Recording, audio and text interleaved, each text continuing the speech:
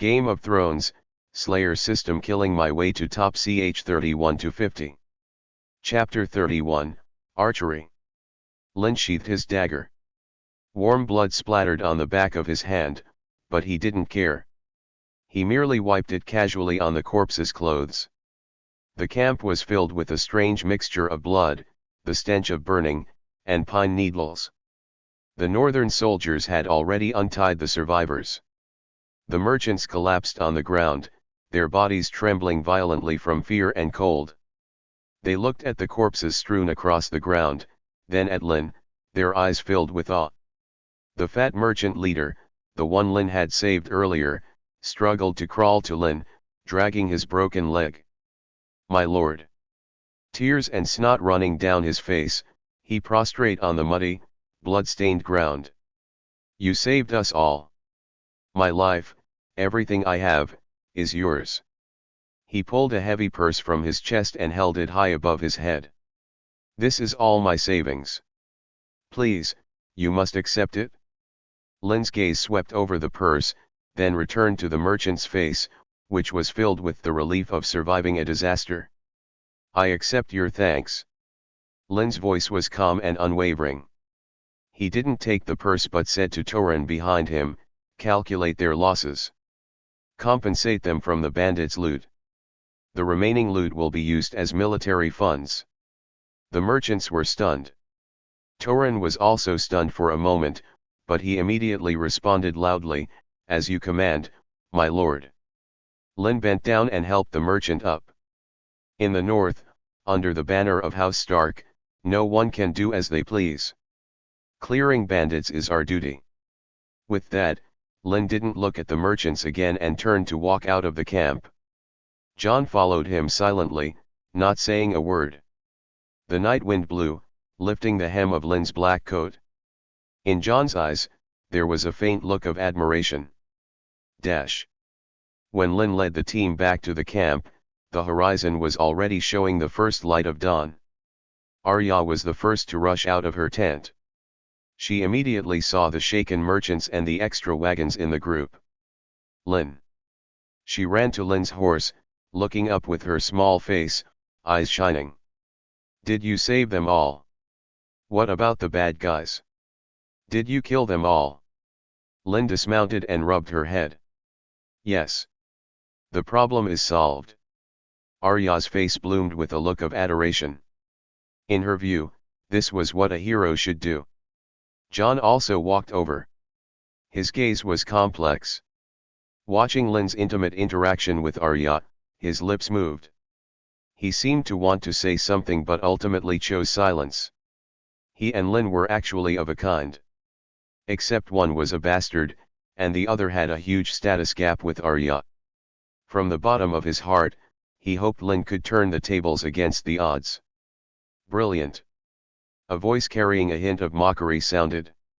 Tyrion Lannister, holding a cup of wine, waddled out of his tent. His dwarf figure cast a short shadow in the morning light. "I heard." A standard dose of northern justice. Swift, thorough, leaving no future trouble. Tyrion walked up to Lynn.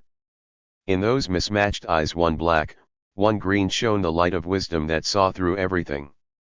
"I'm just curious. Why did you choose to do it yourself, killing them one by one? Wouldn't it be less effort to leave that kind of thing to your men?" Lynn met Tyrion's gaze. "In the north, the man who passes the sentence should swing the sword. This is northern tradition." Tyrion laughed. "Ned Stark's tradition, I know. But you are not a lord, Lynn. You are just a nameless warrior." Tyrion took a sip of wine, the smile on his lips deepening. "Did you do it to all your subordinates? Or to enjoy the process?" Lynn didn't answer. He just looked at Tyrion calmly. The two stared at each other for a moment. Tyrion shrugged and looked away first. "Fine, pretend I didn't ask. Only an interesting puzzle is worth spending time to solve." Tyrion turned and waddled back to his tent. Another day of travel passed. Night fell again. The bonfires in the camp burned brightly. Soldiers talked in low voices, while the merchants gathered together to pray for their dead companions. Lynn planned to send these merchants to the nearest castle. This wasn't entirely thankless work. These merchants traveled all over Westeros and could, to some extent, expand Lynn's influence. Even though that influence was currently microscopic. Lynn found Benyon Stark. The first ranger was sitting alone by a fire, carefully wiping his longbow. The bow was made of yew, simple and sturdy, carved with fine patterns, clearly a companion of many years. Every ranger had a bow. Lord Benyon. Lynn sat opposite him. Benyon looked up, his weathered grey eyes looking exceptionally sharp in the firelight. Something the matter? I want to ask you for guidance on archery.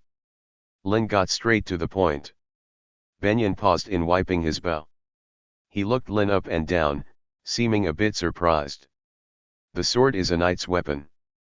The bow and arrow is a ranger's weapon. However, since you want to learn, I naturally have no reason to refuse. Benyon's voice was low and powerful. He had seen Lynn fight. This young man was decisive, fierce, and calm enough. He was good material for a ranger. Watch closely. Benyon stood up, picked up his longbow, and casually nocked an arrow. He didn't aim at anything, he just drew the string. The bowstring was pulled into a full moon. The muscles in his arm bulged, yet he was as steady as a rock. Your shoulder, your arm, your back, must form a line. Use your back to pull the string, not your arm. Feel that power, transmitting from your feet all the way to your fingertips. Benyon released the string. The arrow flew into the distant darkness with a shriek, vanishing without a trace. Lynn stood up, mimicked him, and picked up a spare bow. He adjusted his posture according to Benyon's instructions. Once. Twice. He tirelessly repeated the drawing motion, feeling the subtle changes in every muscle of his body. Every archer was a strongman. If one truly treated them as weaklings in melee, that would be a huge mistake. Indeed, to some extent, the strength and endurance of these archers far exceeded that of normal warriors. Sweat began to slide down Lynn's forehead. His arms started to ache, but he didn't care. In Lynn's mind, there were only Benyon's words, every detail. Through diligent practice, master guidance, and meeting the strength attribute requirement, successfully learned new skill. Archery, beginner, 1/10. The corner of Lynn's mouth hooked up in an imperceptible arc. Done. But he soon felt unsatisfied again. He looked around. Jon's swordsmanship was good, but it overlapped with his own. Torrin and the guards possessed only ordinary sword skills. What these people could teach him was too little. He needed more experience, more skills. He needed to go to a wider world. The wall was just a start. The next day, the group continued north. The King's Road was like a gray scar on the boundless snowy plain. Around noon, the scout responsible for reconnaissance ahead rode back. My lord. A group spotted ahead. They are also flying the banner of the Night's Watch. Benyon's brow raised, and he urged his horse forward. Lynn followed. Soon, a black group appeared on the horizon. There were about 30 of them, travel-worn. Leading them was a tall, middle-aged man with a determined face. Yoren. Benyon recognized him and shouted. The man called Yoren also saw Benyon, a look of surprise appearing on his face. The two groups met in the middle of the snow. Benyon. Yoren dismounted and gave Benyon a bear hug. Didn't expect to meet you here. I thought you were already back at Castle Black. Yoren was a recruiter for the Night's Watch, responsible for escorting criminals destined for the Wall. I'm escorting my nephew to the Wall. Benyon pointed to Jon. Yoren's gaze lingered on Jon for a moment. He seemed a bit surprised but nodded. Then, his gaze swept over Lynn, Arya, and the 100 elite northern soldiers. This is Yoren's face was filled with confusion and a trace of imperceptible distance. Clearly, he recognized Lynn. The man rumored in Castle Black to be a deserter. Lord Stark is going to King's Landing to serve as hand. Benyon explained simply.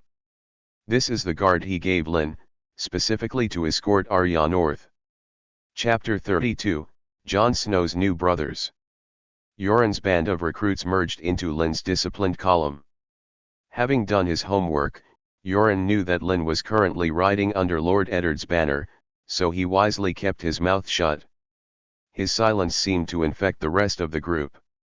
The 30-odd so-called new recruits of the Night's Watch formed a stark, pathetic contrast to the soldiers under Lynn's command, who were clad in iron and radiated the hardened aura of the North. These new recruits were dressed in rags, their bodies reeking of a sour stench that suggested they hadn't seen a bath in years. Some cowered, their eyes darting around nervously like rats that had spent too long living in a gutter. Others wore fierce scowls, possessing the desperate, violent air of cornered beasts. Lynn rode side by side with Arya. She leaned in, whispering conspiratorially. Lynn, father promised he'd help you earn a lordship.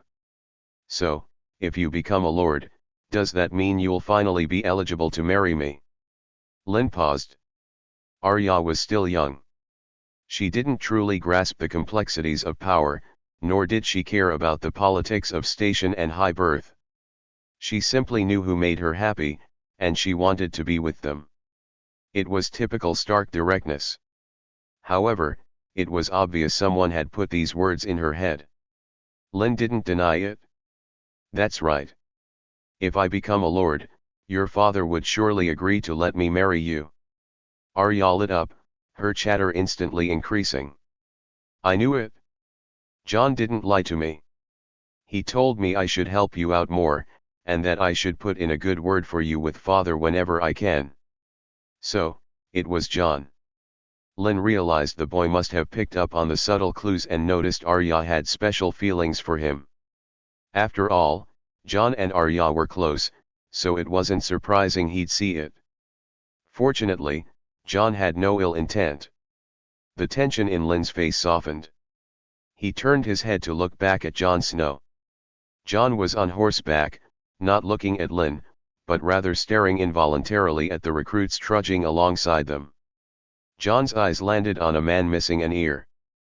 The man was staring at Arya with cloudy eyes, his gaze filled with naked, unfiltered greed. Then Jon saw another man, this one with a hideous scar across his face. The man licked his cracked lips without shame, his eyes roving hungrily over the convoy supplies. These men, these are my future brothers. Jon's brow furrowed unconsciously. In his imagination, the Night's Watch was a brotherhood of men like his uncle Benyon, or warriors like Lynn, an iron wall of heroes dedicated to protecting the realm.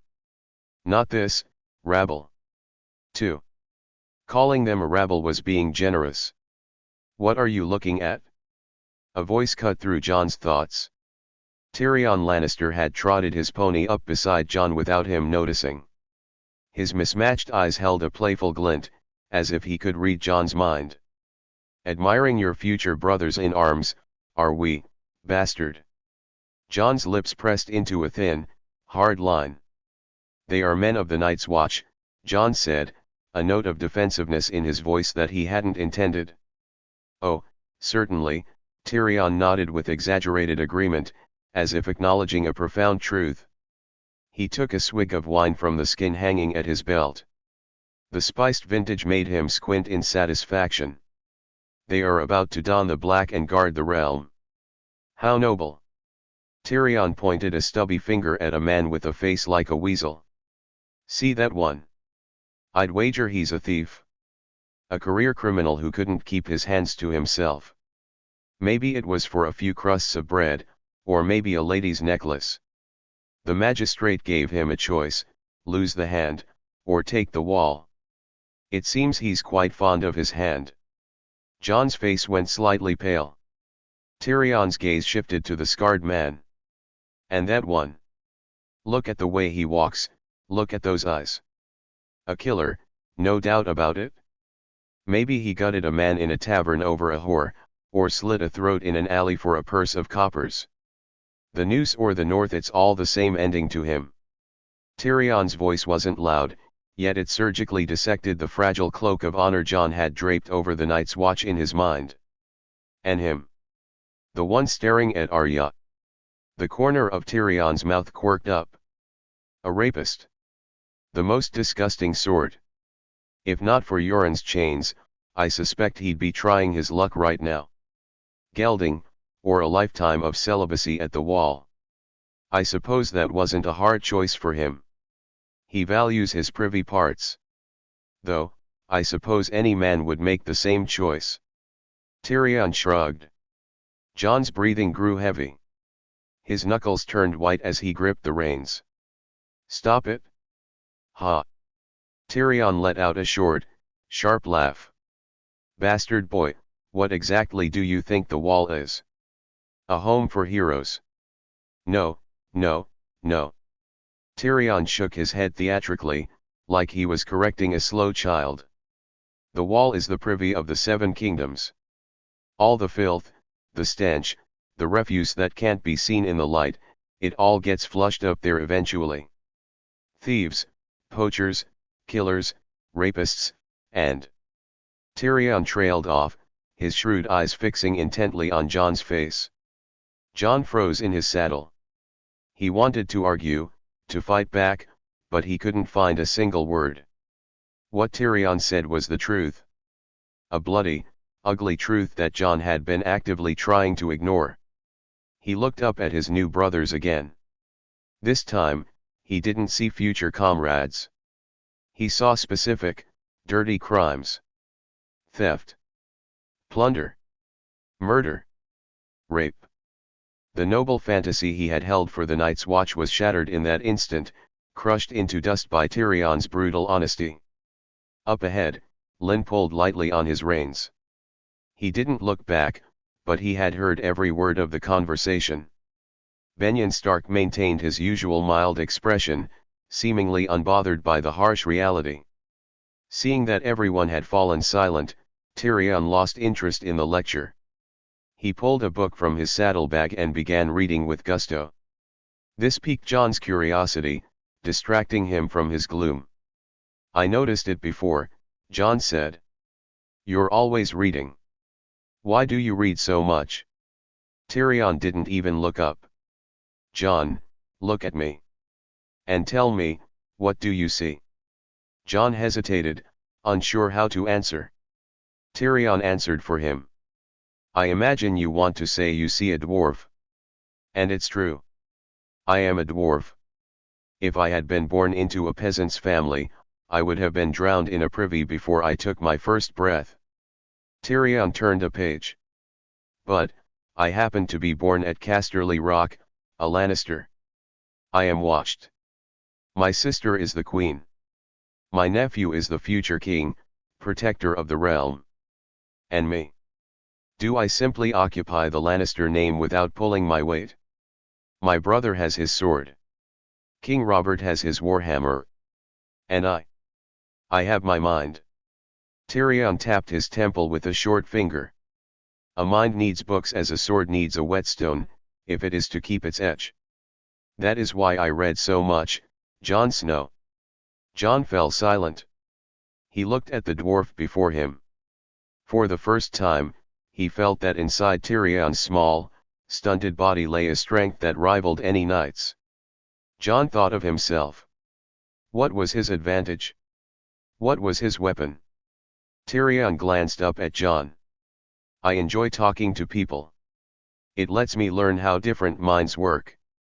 What about you, bastard boy? It's your turn. What's your story? Hearing himself called bastard one too many times, Jon rolled his eyes and shot back with a complete lack of courtesy. IMP beg me, and maybe I'll be in a good enough mood to tell you. Chapter 33, Tyrion's Test. Jon turned his head away, ignoring the chattering dwarf. The only sound left in the air was the crackling of the logs in the campfire. The smile on Tyrion Lannister's face didn't fade in the slightest.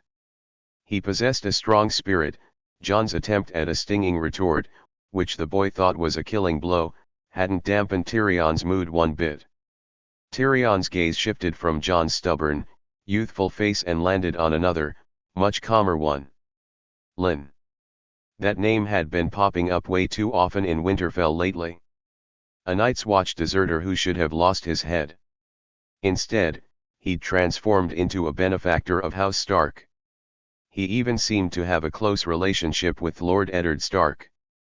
The twist in that tale was full of intriguing details worth chewing over. And what about you, Lynn? Tyrion swirled the wineskin in his hand, the scent of spiced wine drifting into the cold air. Hero of Winterfell. Why did you choose to take the black? His voice wasn't loud, but it carried clearly to everyone's ears. Everyone's gaze instinctively focused on Lynn. The newly recruited criminals looked at him with a mix of curiosity and numbness. The guards looked on with interest as well. Benjen Stark kept his mild expression, but his hands stopped polishing his arrows, clearly paying attention. Even Arya, who had been chirping away, fell silent and looked up at Lynn. She didn't really know the details of Lynn's past yet. Lynn didn't answer immediately. The memories of his predecessor were crystal clear in his mind. The previous owner of this body had been blinded by honor, which was why he joined the Night's Watch. He had no criminal record. This fact supported his story.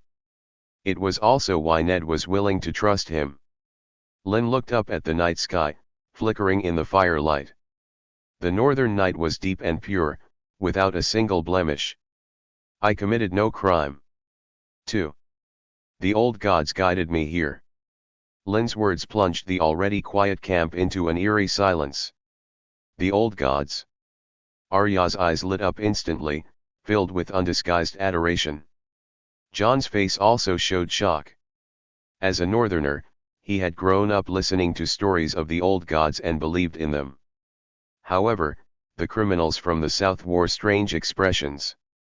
The south generally followed the faith of the Seven. But most of these men didn't even know if they'd live to see tomorrow's sun, let alone believe in some ethereal gods. The old gods. Tyrion finally couldn't help but let out a short, scoffing laugh. It was as if he'd heard the funniest joke in the world. Lynn, that excuse is far more entertaining than our bastard boy's silence. Tyrion took a large gulp of wine and wiped his mouth with his sleeve. Let me guess. Did a weirwood tree in the forest speak to you? Or did a raven in the sky bring you a letter? Tyrion's tone was mocking, dripping with skepticism. But beneath his casual demeanor, his mismatched eyes were fixed intently on Lynn. He was a Lannister. A Lannister who lived in a golden castle in the south, believing only in gold and power. The old gods, an ancient superstition of northern savages. In his eyes, they were nothing more than bedtime stories to fool simple farmers. But, he still needed to probe. You. Arya jumped to her feet. 1. Her small face was flushed red, glaring angrily at Tyrion. Lynn wouldn't lie. And the old gods are real. Tyrion looked at the bristling little she-wolf with interest, the smile on his face deepening. Lynn reached out and gently placed a hand on Arya's shoulder. Arya looked back and saw Lynn shake his head slightly. She pursed her lips in frustration but obediently sat back down. I checked Lynn's records when he joined the Night's Watch. A deep voice broke the slightly farcical standoff. It was Benjen Stark. He was still sitting by the fire, looking calmly at Tyrion. He has no brands. His name is not on any warrant in the Seven Kingdoms. He is not a fugitive, nor a criminal. Benjen's voice held no emotion, he was simply stating facts. He was just a man who walked through the neck, all the way to the foot of the wall. He said he wanted to join the Night's Watch. I was there. The smile on Tyrion's face finally froze for a second. He could mock ethereal beliefs. But he couldn't refute the facts stated by the First Ranger.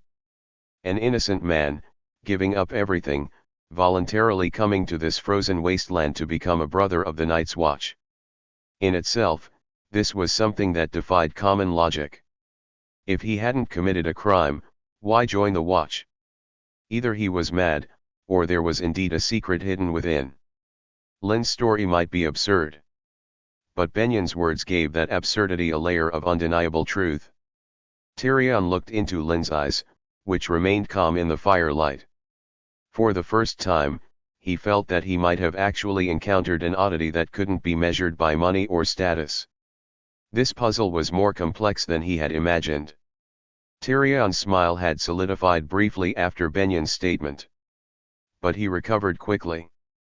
As if his momentary lapse was just a trick of the flickering firelight. He raised his wineskin in a toast to Benion. Fair enough, First Ranger. Tyrion's gaze returned to Lynn. The curiosity in his black and green eyes only intensified. An innocent man, voluntarily giving up sunlight and wine to catch a cold on this god-forsaken ice sheet. That story is stranger than any heroic epic sung by a bard. So, what are you really after? Honor. Tyrion scoffed and shook his head. Honor won't keep your belly full in winter. Power. He shook his head again. Besides wildlings, there's nothing on the wall worth ruling. His gaze tried to dissect Lynn's calm exterior, to peer at the truth underneath. Is it, for a woman? The corner of Tyrion's mouth hooked up in a knowing smirk. As if this was the only answer to all the world's irrationalities. Let me guess, a noble lady you couldn't have.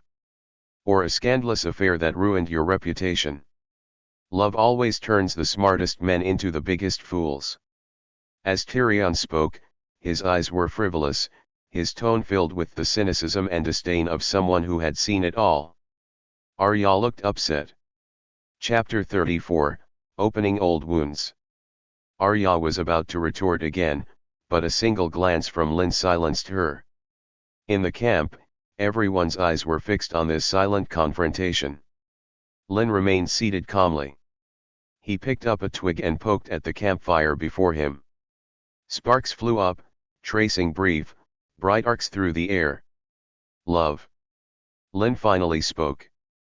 His voice was soft, yet it cut clearly through the crackling of the burning wood. The Lannisters seemed to be experts on the subject. Tyrion shrugged. I know a thing or two. Lynn smiled. It was a faint smile, looking somewhat inscrutable in the firelight. I've heard a story about love, actually. Lynn's gaze shifted from the dancing flames to Tyrion's face. It's a love story, too. And the hero of this tale was a Lannister. Tyrion's body went rigid in an instant. His hand, gripping the wineskin, tightened involuntarily. Oh. Tyrion tried to keep his tone light. We Lannisters have many stories. I wonder which one you mean. Lynn ignored Tyrion's feigned composure. He simply continued speaking, as if to himself. His voice was devoid of emotion, as if he were recounting an ancient legend that had nothing to do with him. The story goes that there was a young Lannister. He saved a girl who was being set upon by brigands. She was fleeing, with two men chasing after her. His brother drew his sword and drove off the attackers with a few strokes. The young Lannister took off his own cloak and wrapped it around the girl. Every word from Lynn fell like a heavy hammer on Tyrion's heart. The color was draining from Tyrion's face at a visible rate. The smile on his face had completely frozen, turning into a grotesque mask. She was a common girl, a wheelwright's daughter. When he saved her, she was starving. He took her to an inn, where they shared 3 whole roast chickens and a flagon of wine. Jon and Arya looked at the two of them in confusion. They didn't understand why a simple story would make Tyrion look so ill. Only Benyon Stark frowned slightly, sensing something amiss. Lynn's voice continued. It wasn't loud, but it held a strange power that plunged the entire camp into a deathly silence. The strange thing was, he didn't really drink, yet he downed half the flagon. He didn't want the girl to notice his physical shortcomings. He wasn't good with women. So he used the wine to numb himself to the reality he didn't want to accept. Women usually just stared at his brother, because his brother was tall and handsome. He feared that. But this girl was different. She was gentle, considerate, and willing to look past all his imperfections. And so, the young Lannister fell in love with the girl. They shared a bed, whispered sweet nothings. She even sang a sad little song for him. In the end, they found a drunken septon, stuffed a few gold dragons in his hand, and got married in a haze. Thump! The wineskin slipped from Tyrion's hand and hit the ground. The dark red wine seeped into the dirty snow beneath his feet, spreading like a shocking stain of blood. He wanted to say something. But his throat felt as if it were being squeezed by an invisible hand, no sound would come out. Lynn finally raised his eyes, looking directly into Tyrion's mismatched ones, now wide with shock and fear. A pity. 2 weeks later, the septon sobered up. He told the boy's father. The father made the boy's brother spill the truth. It was all a lie. The girl was just a whore. Hired by his father for a few coins. All to teach him a lesson on becoming a man. From the chase, to the brother's rescue, to the inn, the drunken septon. Everything was arranged in advance. Boom. It was as if a thunderclap had exploded in Tyrion's mind. The memory he had spent a lifetime trying to bury, to forget, was being dug up by Lynn in the cruelest way possible, bloody and raw. Exposed for all to see. Lynn stood up. He looked down at Tyrion, who was slumped on the ground, trembling. Lynn's voice was ice cold. And the end of the story? His father, to ensure he learned the lesson, called his new bride into the barracks. He had the guards of the entire garrison line up and take turns enjoying his wife. The price was fair. 1 silver stag per man, payable to the husband. How many whores command such a price? And he was forced to watch the whole time. And at the end, he was forced to pay his new wife the final coin. A gold dragon. She earned so many silvers she couldn't hold them all. The shining coin slipped through her fingers and scattered on the floor. Arya looked sick, she couldn't bear to hear it. Jon's face was complicated. The story was too cruel, he found it hard to accept. He tried to imagine himself in the protagonist's shoes. He felt only a heart-wrenching pain. Lynn leaned down slightly, bringing his mouth close to Tyrion's ear. In a voice only the two of them could hear, he spoke the name that was like a curse. Is that right? The girl named Tisha. The last word completely shattered Tyrion's defenses. Ah! A roar that didn't sound human, filled with endless pain and rage, erupted from Tyrion's throat. He snapped his head up. There was no trace of humor or composure left in his eyes. Only the madness of a wounded beast. He stared deathly hard at Lynn. As if he wanted to carve the face of the man before him into his very bones. He had always hidden this. His brother and father would certainly never reveal the secret to the outside world. How does Lynn know? Lynn slowly straightened up, looking down at Tyrion. Now, do you believe I receive guidance from the old gods? Less guessing. Less talking. I don't like people judging me. Do you understand, my noble Lord Lannister? Tyrion tried to compose his face. But he simply couldn't. Lynn bent down again and patted Tyrion on the shoulder. Sorry. I shouldn't have said all that. Too. However, I want to tell you something. The result you saw isn't necessarily the truth. A few simple, ordinary words, yet they triggered a violent reaction in Tyrion. He jerked his head up, staring straight into Lynn's eyes. What do you mean by that? What else do you know? Chapter 35, Arrival at the Wall. Tyrion Lannister's breathing became heavy and ragged. He gripped Lynn's arm with a strength that belied his size, a frantic, almost manic fire burning in his mismatched eyes. What do you mean? His voice was hoarse, like rusted iron scraping together. What else do you know? Tell me. A deathly silence fell over the camp. Even the crackling of the fire seemed muffled by the heavy tension in the air. Jon and Arya shared a bewildered look. They couldn't fathom how a single story could cause a Lannister to lose his composure so completely. Only Benjen Stark, his weathered eyes flashing with understanding, stood up quietly. He took the hands of the confused children and led them toward the other side of the camp. There were some things children shouldn't hear, and Tyrion's past was far too cruel for young ears. Lynn didn't pull away from Tyrion's grasp. He simply looked down, watching the dwarf's face flush with emotion and his eyes fill with bloodshot desperation. Lord Tyrion, Lynn's voice was terrifyingly steady. Some truths are like Pandora's box. Once opened, what comes out might just consume you. No. Tyrion growled. Tell me. Tell me the truth. Please. That last word was forced through clenched teeth. The proud Lion of Lannister had just bowed his head in a way he never had for anyone, all for a truth that could overturn his entire life. Lynn shook his head. It's not time yet. Tyrion's body swayed. The fire in his eyes died out instantly, leaving behind nothing but the cold ash of despair. Why? What do you want? Tyrion snapped his head up, his mind racing to find a bargaining chip. Gold? Casterly Rock is paved with it. A mine. I'll give you a whole gold mine. Just tell me. He was begging. A Lannister was offering a fortune for a single answer. Lynn smiled faintly and slowly pried Tyrion's fingers off his arm, one by one. My lord, do you really think the old gods have any use for gold? Tyrion froze.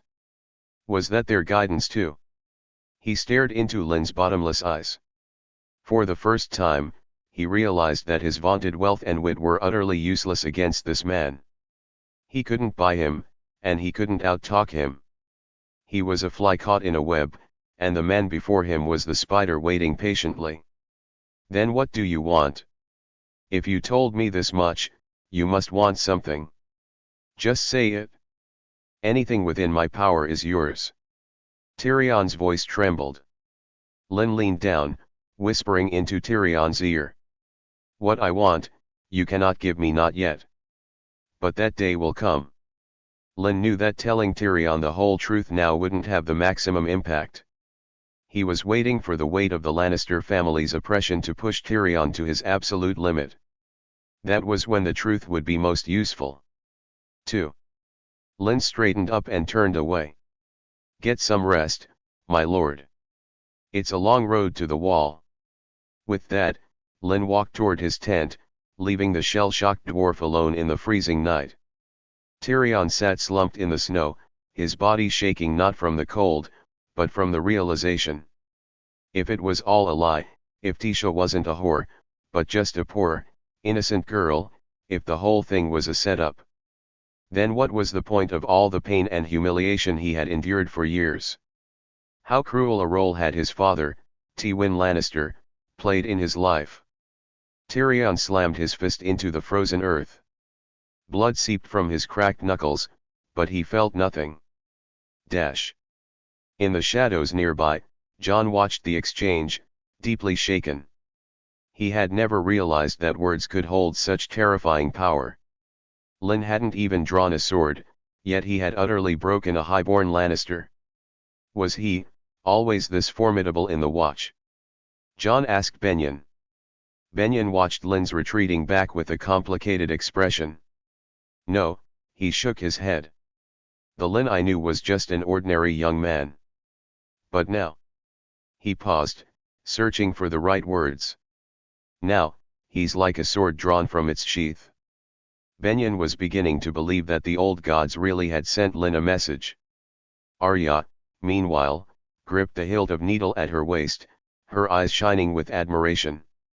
This was who she wanted to be, not a lady like Sansa in a pretty dress waiting for a prince, but a warrior who could make enemies tremble and keep her family safe.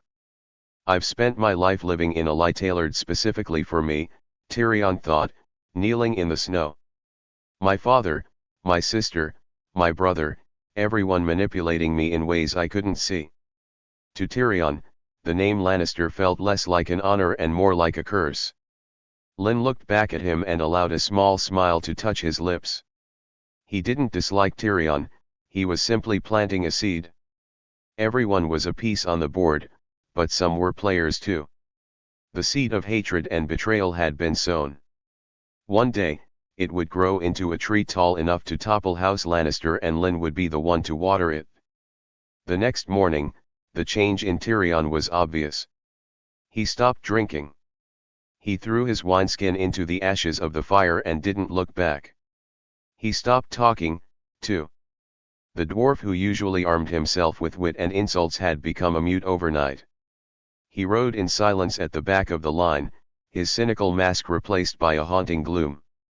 Jon tried to talk to him a few times, but the hollow look in Tyrion's eyes made him swallow his words every time.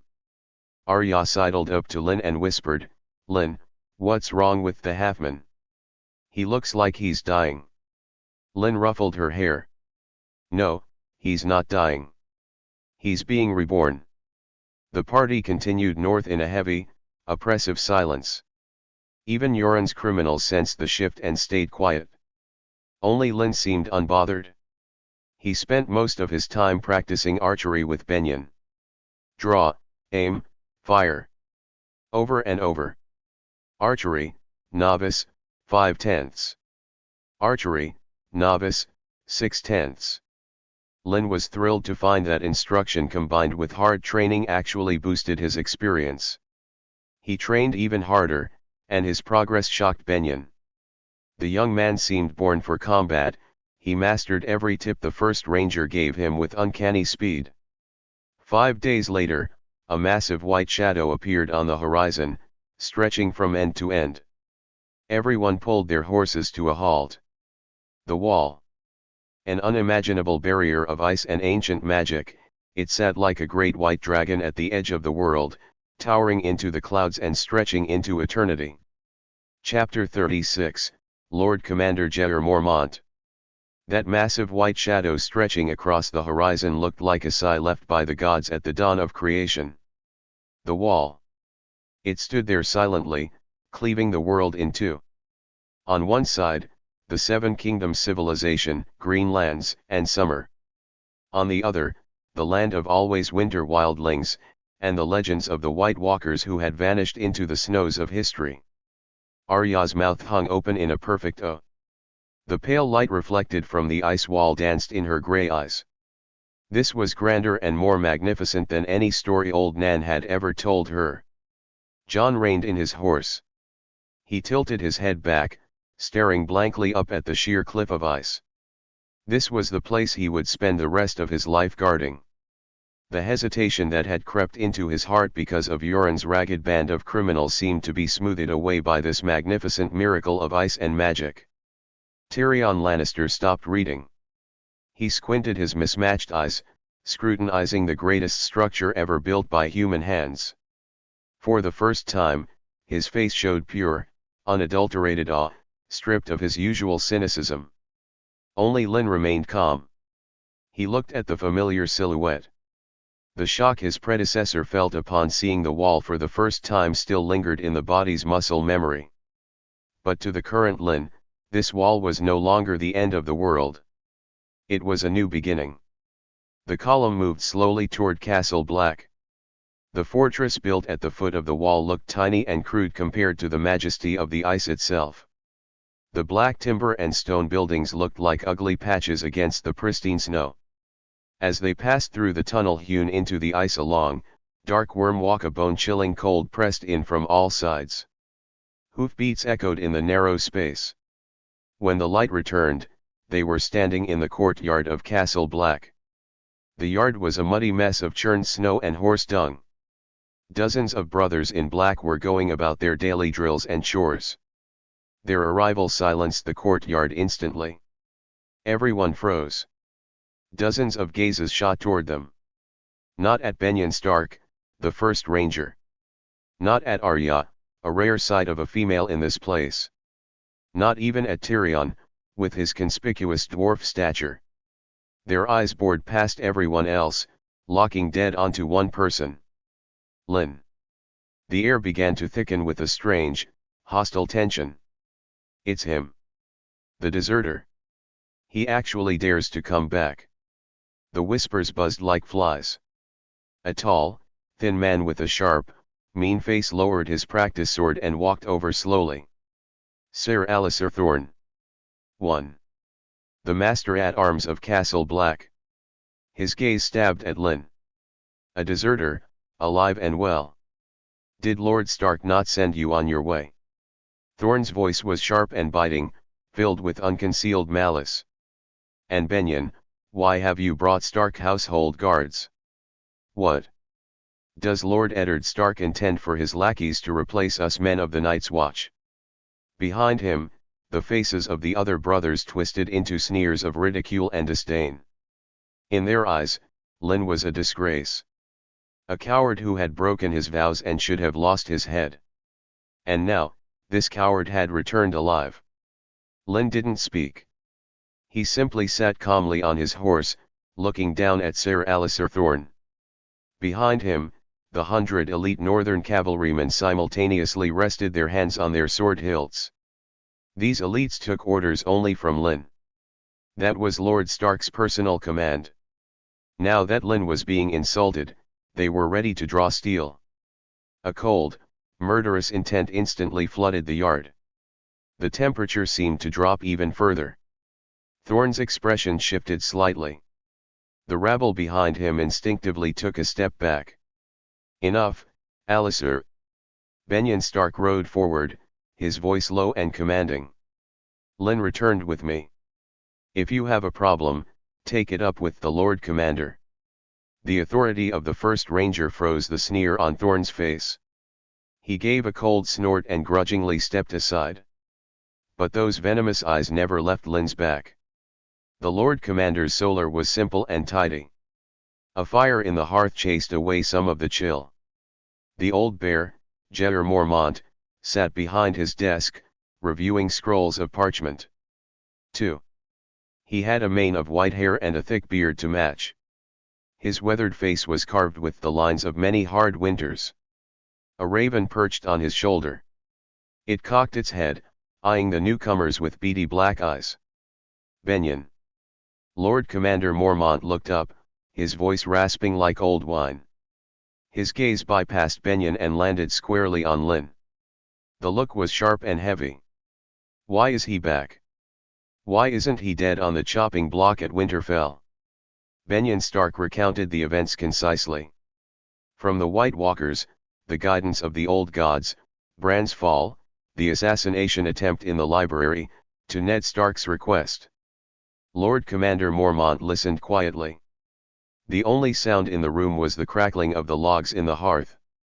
When Benyon finished, Mormont remained silent for a long time. He stood up slowly, walked to the window, and looked out at the endless wall of ice. Ned wants him released from the Night's Watch. Mormont's voice betrayed no emotion. He saved the Stark children. This is the reward Ned believes he deserves, Benyon added. Reward? Mormont turned around. Benyon, you are a man of the Night's Watch, too. Have you forgotten our words? Night gathers, and now my watch begins. It shall not end until my death. I shall take no wife, hold no lands, father no children. I shall wear no crowns and win no glory. I shall live and die at my post. I am the sword in the darkness. I am the watcher on the walls. I am the fire that burns against the cold, the light that brings the dawn, the horn that wakes the sleepers, the shield that guards the realms of men. I pledge my life and honor to the Night's Watch, for this night and all the nights to come. Every word sounded as if it were chiseled from ice cold and unyielding. Benyon's face darkened slightly. He knew the old bear was right. The oath was the foundation of the Night's Watch. Once shaken, the entire order would crumble. Getting Lynn out the back door wasn't going to be that easy. But, my lord. No buts. Mormont cut him off. He walked back to the desk and sat down. Lord Stark is the hand of the king, but he is not the Lord Commander of the Night's Watch. He may be the Warden of the North, but here, my word is law. The atmosphere in the room grew heavy enough to crush a man. Lynn stood there the whole time, not saying a word. He knew the old bear was just marking his territory. It was something he had to do. Rules were rules. No one could trample on them openly. But Ned Stark was, after all, the Warden of the North. Mormont couldn't completely disregard Ned's face. Castle Black's supplies came mostly from the Seven Kingdoms, and Ned, being honorable and generous, always gave more than the other wardens. Lynn had a read on the situation. Sure enough. Mormont sighed. There was a trace of helplessness and fatigue in the sound. However, he looked at Lynn, a complex glint flashing in his sharp eyes. Since Lord Stark values you so highly, keeping you on the wall might indeed be a waste of talent. Mormont's fingers tapped lightly on the table. Let's do this. You remain a sworn brother of the Night's Watch. Your oath still binds you. But your post is not at the wall.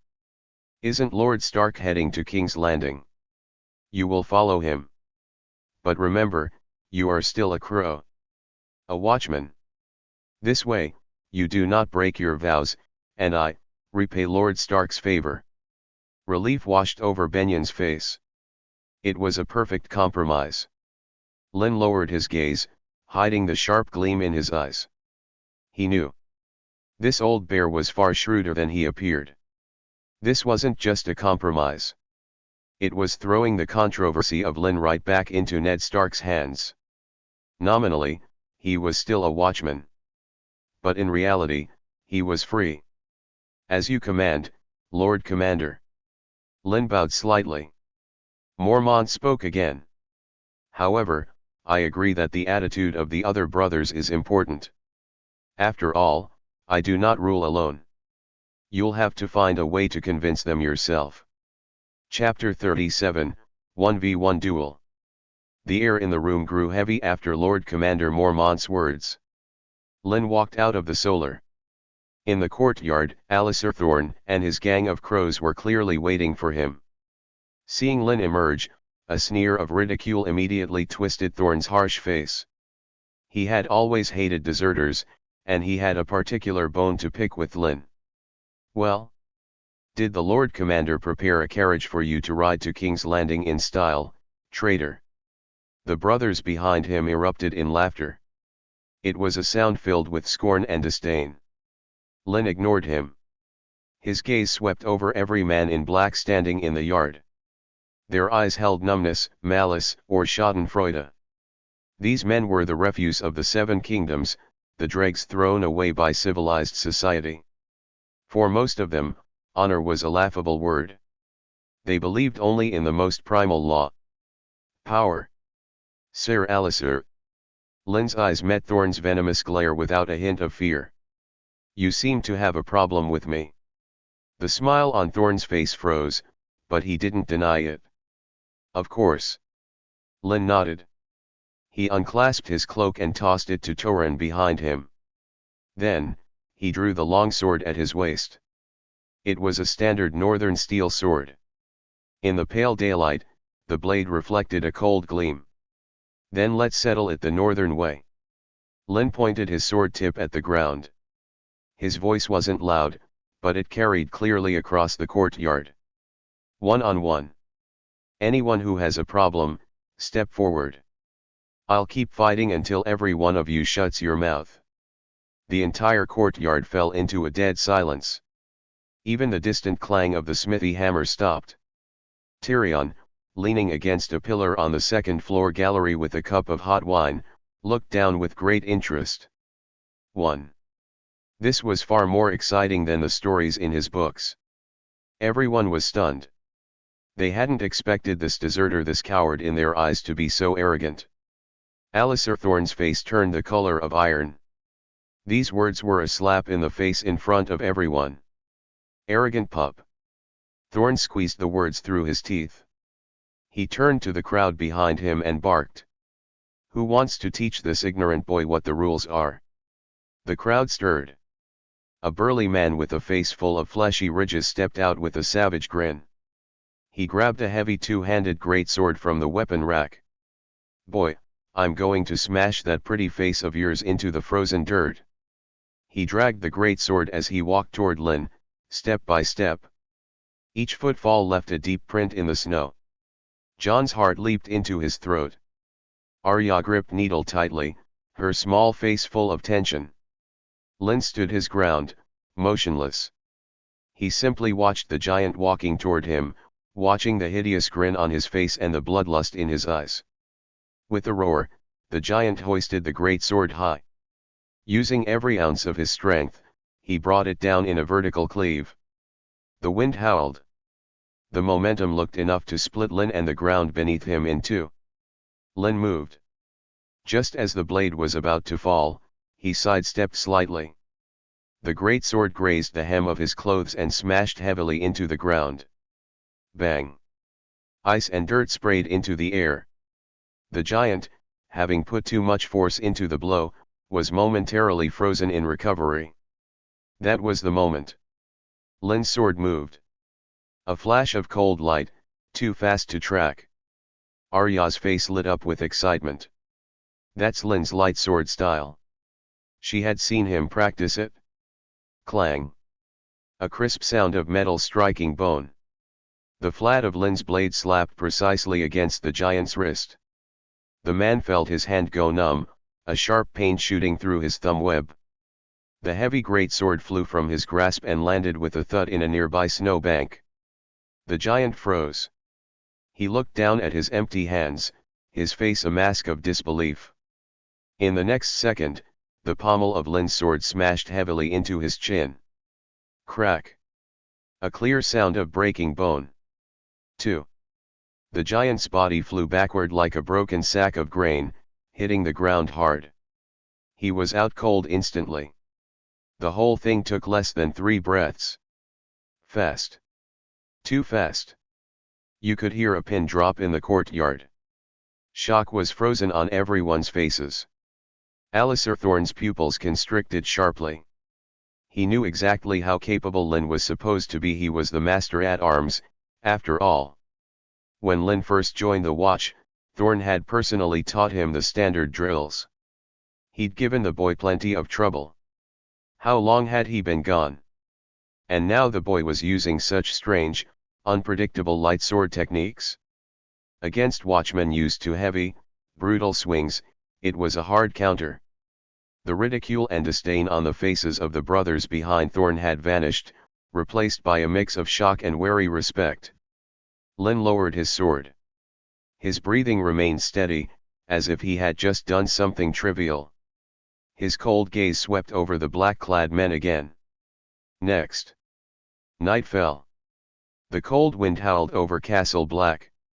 In Lynn's room, the fire burned bright. Torrin was carefully wiping Lynn's long sword with a clean piece of linen. The blade now bore more than a dozen tiny notches. That afternoon, Lynn stood alone in the center of the courtyard with one sword. He defeated 10 challengers in a row.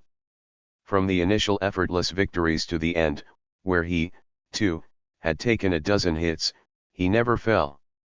Whoever dared to step up, he cut down. At first, Lynn fought with technique and form.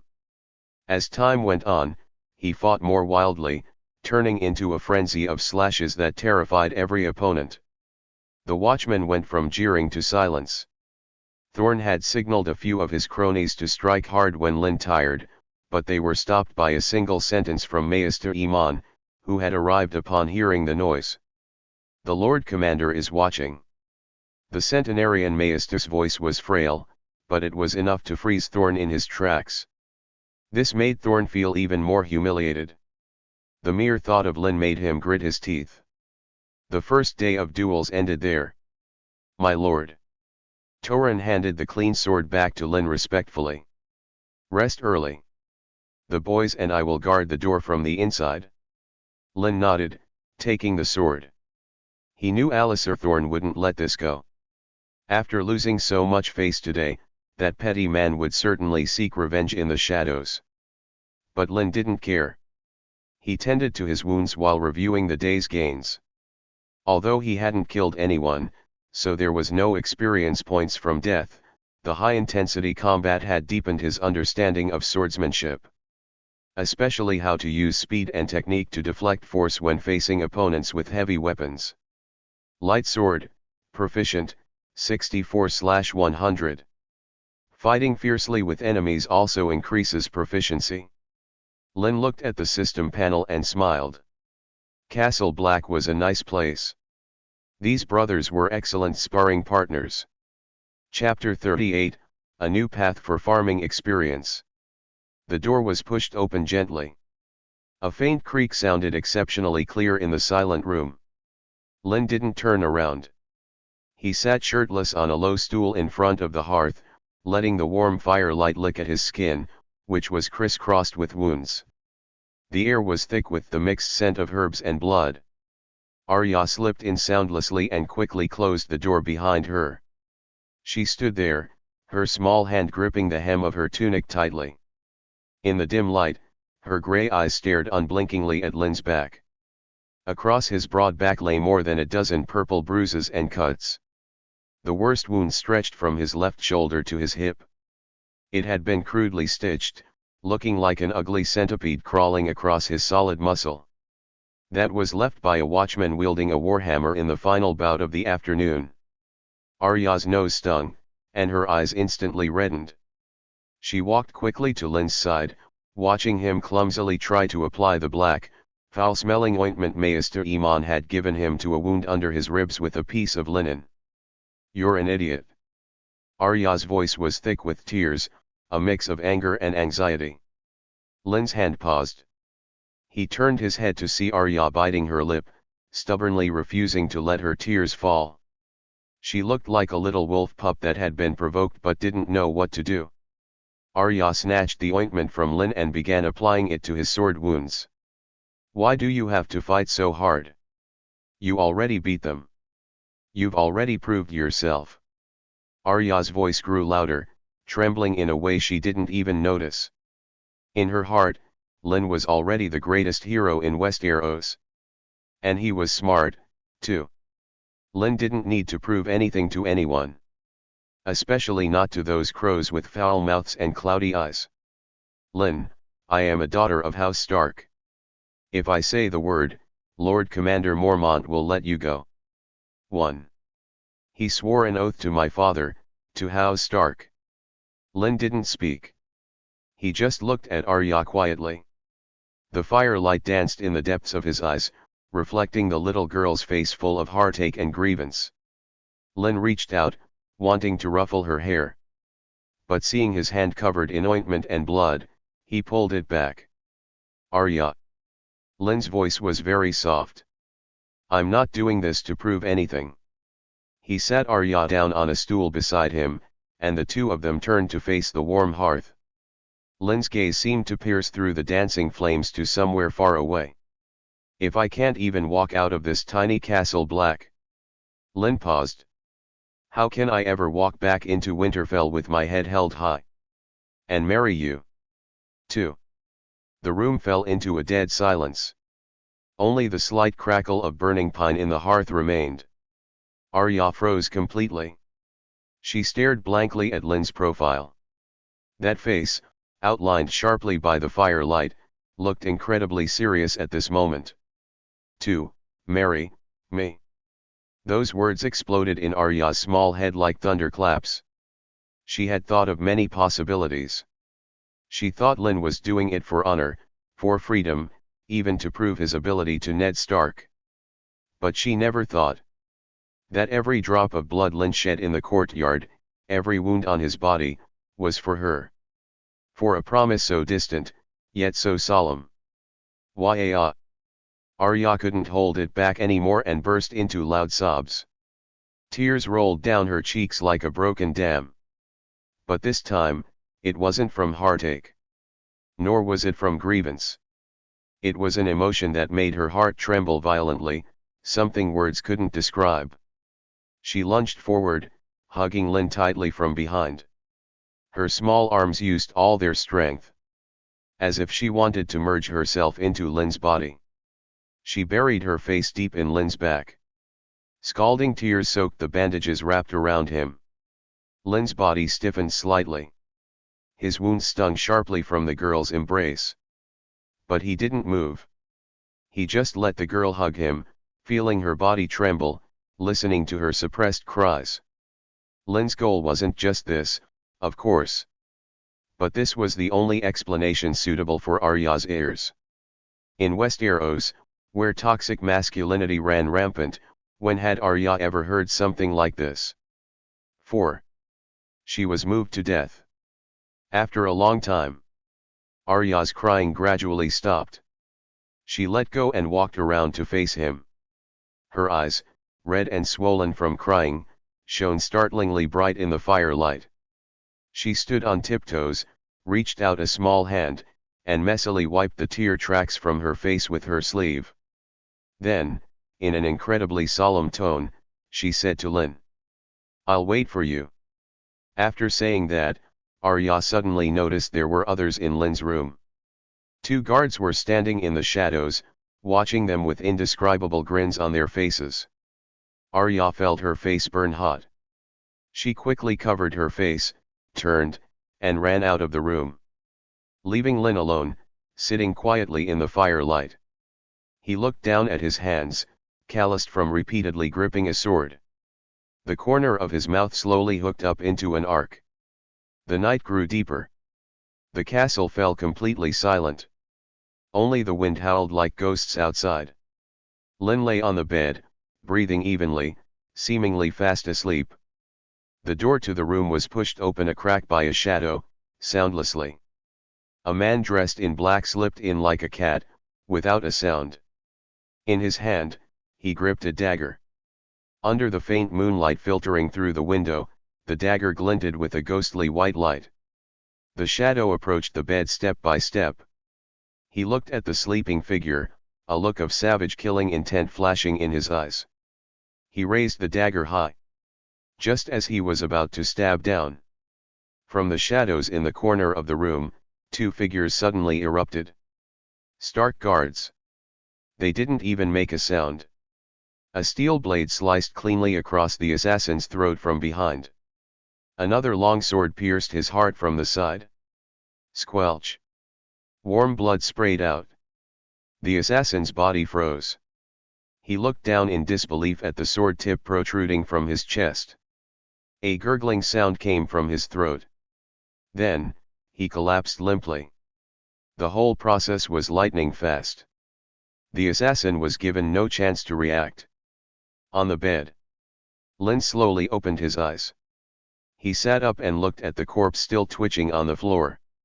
Someone actually dared to assassinate me. Lynn found it somewhat incredible. And just then, a voice only Lynn could hear rang in his mind. Your soldiers killed 1 enemy. Experience +2. 2. Current experience, 2.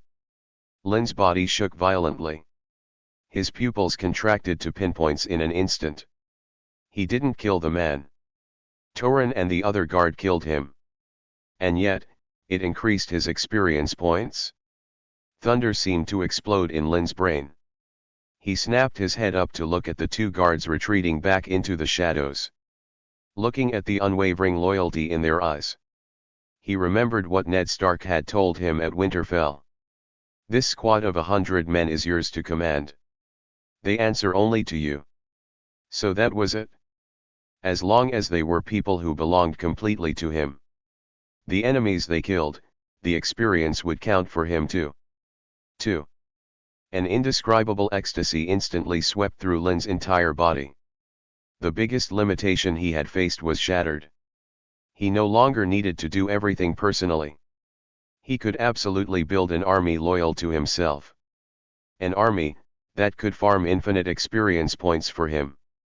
The world, from this moment on, truly became interesting. Chapter 39, Hunting Wildlings. A murder of crows circled above Castle Black, their caws piercing and harsh. Lynn lay on his simple cot, staring up at the crisscrossing wooden beams of the ceiling. The room smelled of bitter herbs, and a pile of bloody bandages lay in the corner. The assassin from the night before had been hastily buried in the lich yard behind the castle. No one asked about the corpse's identity. No one cared who had sent him. At the wall, death was as common as the cold. Torrin entered the room, carrying a bowl of steaming meat broth. "My lord, Maester Iman says you need to regain your strength." Lynn took the wooden bowl, the warmth seeping into his palms. He took a small sip, the salty, gamey taste spread across his tongue. "Did you find out who he was?" Torrin shook his head. "Just an ordinary brother named Bill.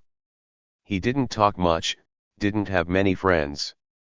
As for who put him up to it..." Torrin trailed off. Such things were common at Castle Black. The man was dead, and the trail was cold. Lynn placed the bowl on the small table by the bed. He had expected this outcome. A petty man like Alistair Thorne never left loose ends. Even if he had ordered it, there would be no proof. "Forget it." Lynn sat up slowly, the movement pulling painfully at the wound on his back. "Dead men tell no tales. And the living rarely speak the truth." Torrin's fists clenched, knuckles white. "My lord, should I take some men and teach Thorne a lesson?" "No. Doing so without cause will only anger Mormont." Lynn waved his hand. "Now is not the time." Lynn's fingers tapped rhythmically on the edge of the bed. His mind was already calculating another move. The discovery from last night was far more important than catching an assassin. If his subordinates killed enemies, he gained experience points. This revelation fundamentally changed his strategy. He could send out squads to hunt, while he focused on improving himself in other ways. "Torrin." Lynn's voice suddenly turned serious. "Pick 10 of the most reliable brothers. Take enough supplies and patrol the perimeter beyond the wall." Torrin paused. "My lord? You mean wildlings?" A sharp glint flashed in Lynn's eyes. "I hear there have been small bands of wildlings active near the wall recently. Perfect for you and the men to practice on." Excitement lit up Torrin's face. These northern soldiers were bored stiff. A chance for real combat was exactly what they craved. "At once, my lord." Torrin turned to leave, but Lynn called him back. "Remember, do not be reckless. Act according to the situation. Safety comes first." Lynn's tone was sincere. Back when he played Mount and Blade, even losing virtual soldiers pained him. Now, it was real life. 5. These 100 elites were his lifeblood. Their lives were more precious than experience points. Experience could be farmed slowly, but loyal soldiers were hard to find. A look of emotion flashed in Torrin's eyes. He could see Lynn's concern was genuine. He nodded heavily and strode out of the room. Lynn lay back down and closed his eyes. He needed to rest and recover for the next few days. But there was also something else he wanted to try. He remembered training methods from his past life. Since he had free time, why not try a more scientific approach to exercise? 3 days later, Lynn's wounds had mostly healed. He stood in the training yard of Castle Black, several iron pots borrowed from the kitchen lying beside him. He had strung them together with rope to act as makeshift weights.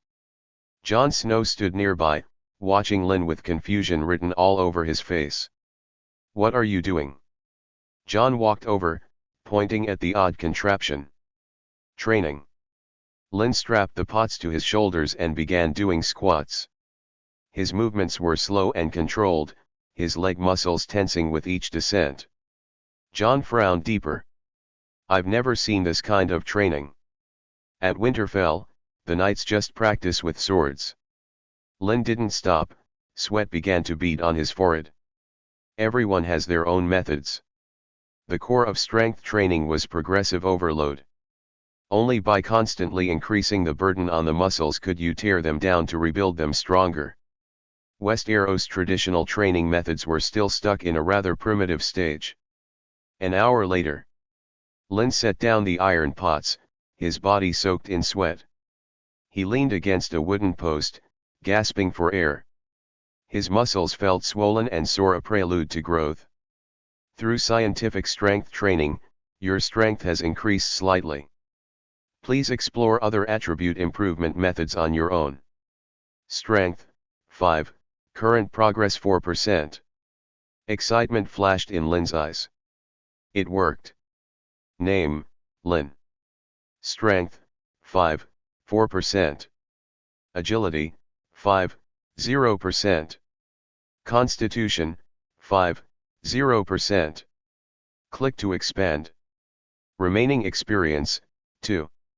It seems I need to fill the progress bar to reach 6 strength. John was still examining the iron pots. Is this really useful? He tentatively lifted one, testing the weight.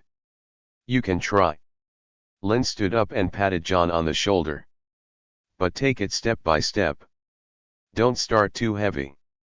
John nodded and began to mimic Lynn's movements. Though a bit clumsy at first, his form was decent. Watching John train earnestly, Lynn felt a sense of satisfaction. The sun began to set. Only 2 sweating figures remained in the yard. In the distance, Arya leaned on a window sill, watching Lynn intently. Her eyes were filled with adoration and concern. She didn't understand why Lynn trained in such a strange way, but she knew there must be a reason. After all, everything Lynn did turned out to be right in the end. On the 7th day, Torrhen led his squad back to Castle Black. They wore excited grins, though their clothes were stained with blood. Sacks of loot were unloaded from the horses.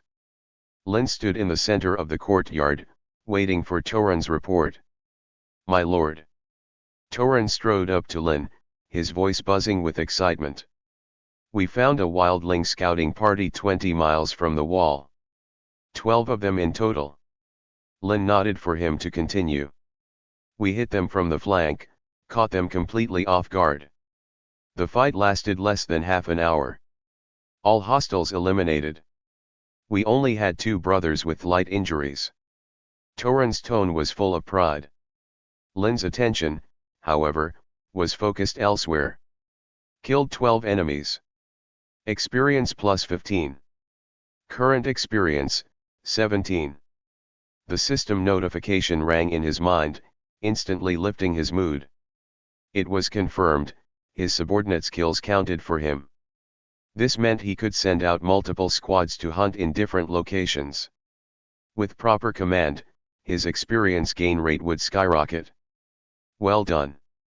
Lynn patted Torrhen's shoulder. Let the brothers rest well. Prepare for the next operation in 3 days. Torrhen grinned broadly. My lord, the men are pumped. They say this is real fighting, much better than standing guard at Winterfell. The corner of Lynn's mouth hooked up. It seemed the fighting spirit of these northern soldiers had been thoroughly ignited. That was good news for his plans. Chapter 40, New Skill, Herbalism. The air in Maester Aemon's chambers was thick with the scent of herbs. Every corner was piled high with clutter, and glass vials filled with colored liquids lined the shelves. The old Maester sat hunched over his table, his hands skillfully grinding dark green leaves with a mortar and pestle. Though his eyes had long since gone blind and he could not see the leaves, he could smell them, and he could feel them. You have an interest in herbalism. Aemon's voice remained gentle. He seemed to sense Lynn's arrival without needing to look. The guards are getting injured frequently these days. I wanted to learn some basic healing methods from you, Lynn said, pulling up a chair. His gaze fell on the strange, twisted plants scattered across the table. 1. Aemon's hands paused. He turned his head, his cloudy, sightless eyes facing Lynn's direction. That is a Maester's duty. Seeing that Lynn didn't reply, he continued speaking, as if to himself. Treating the wounded is merely the shallowest application of herbalism. True herbalism covers a field far more vast. Lynn raised an eyebrow slightly. He heard the hidden meaning in Aemon's words. For example, Iman chuckled softly and resumed grinding the leaves. For example, drafts that induce deep slumber. Potions that cloud the mind and force a man to spill his secrets. Herbs that, when consumed, bolster a man's physical constitution. Or even, poisons that render an enemy unable to fight.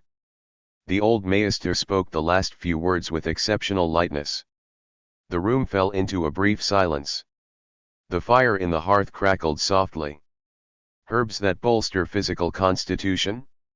Wouldn't that save him from the tedious grinding of physical exercise? Are you willing to teach me? Lynn didn't beat around the bush, he asked directly. The corner of Iman's mouth hooked up in an almost imperceptible arc. He poured the powder from his mortar into a small porcelain bowl. Power itself is neutral. The key lies in the heart of the wielder. He stood up, his fingers tracing over several glass bottles on the medicine rack. You can use herbs to save people from fire and water. Or use poisons to take a life. The same herb can serve different purposes in different hands. Lynn listened quietly, not interrupting. Which do you wish to learn? Both. Lynn's answer was crisp and decisive. Iman stopped moving. His blind eyes stared straight toward Lynn. Interesting. The old maester sat back down in his chair. Most people, when faced with this question, choose the side of justice. At least on the surface. But you. Iman's voice held a trace of approval. You are honest. Lynn didn't reply, waiting for Iman to continue. In that case, we shall start with the basics. Iman pointed to the ground powder on the table. This is nightshade. It has a mild paralyzing effect. Used alone, it only causes slight dizziness. But if combined with other herbs. He had Lynn pour some white powder from another bottle to mix with the green nightshade. Add the extract of bitter herb, and the paralysis effect is multiplied several times over. Lynn carefully noted down the compounding process. He memorized every step. What about applying it to weapons? Lynn asked. Iman's hand paused for a moment before he continued stirring the mixture. Poisons for weapons require stronger permeability. Ordinary poisons take a long time to take effect when contacting skin or wounds. But in battle, you often only have a split-second opportunity. He had Lynn take down a small black bottle from the rack. The bottle contained a dark green liquid that gave off a pungent, acrid smell. This is the sap of the bloodbane tree. A large dose is fatal. But in a very small dose, it can rapidly paralyze the muscles surrounding a wound. A glint of excitement flashed in Lynn's eyes. This was exactly what he needed. But remember, Iman's voice suddenly turned serious. Poison is a double-edged sword. If the wielder is careless, he will wound himself. For the next few hours, Iman explained the properties and preparation methods of various herbs in detail. Lynn studied every nuance with total focus. Through Maester Iman's guidance, you have mastered a new skill. 1. Herbalism, beginner, 1/10. The notification sound in his mind lifted Lynn's spirits. As expected, learning with a mentor was far more efficient. These basics are enough for you to use for a while. Iman pushed several small bottles toward Lynn.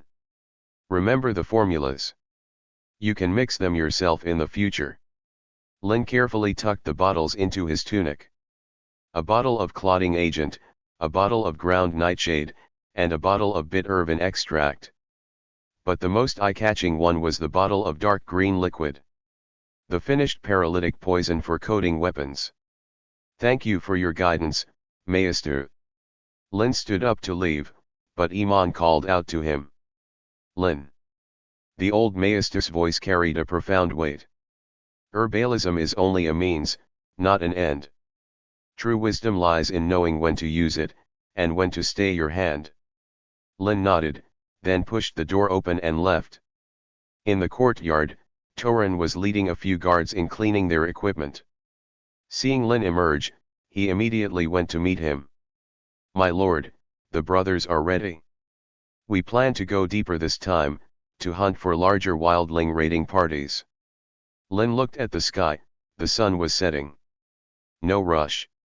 He pulled the bottle of dark green poison from his tunic. Treat the weapons first. Torin looked at the small bottle in confusion.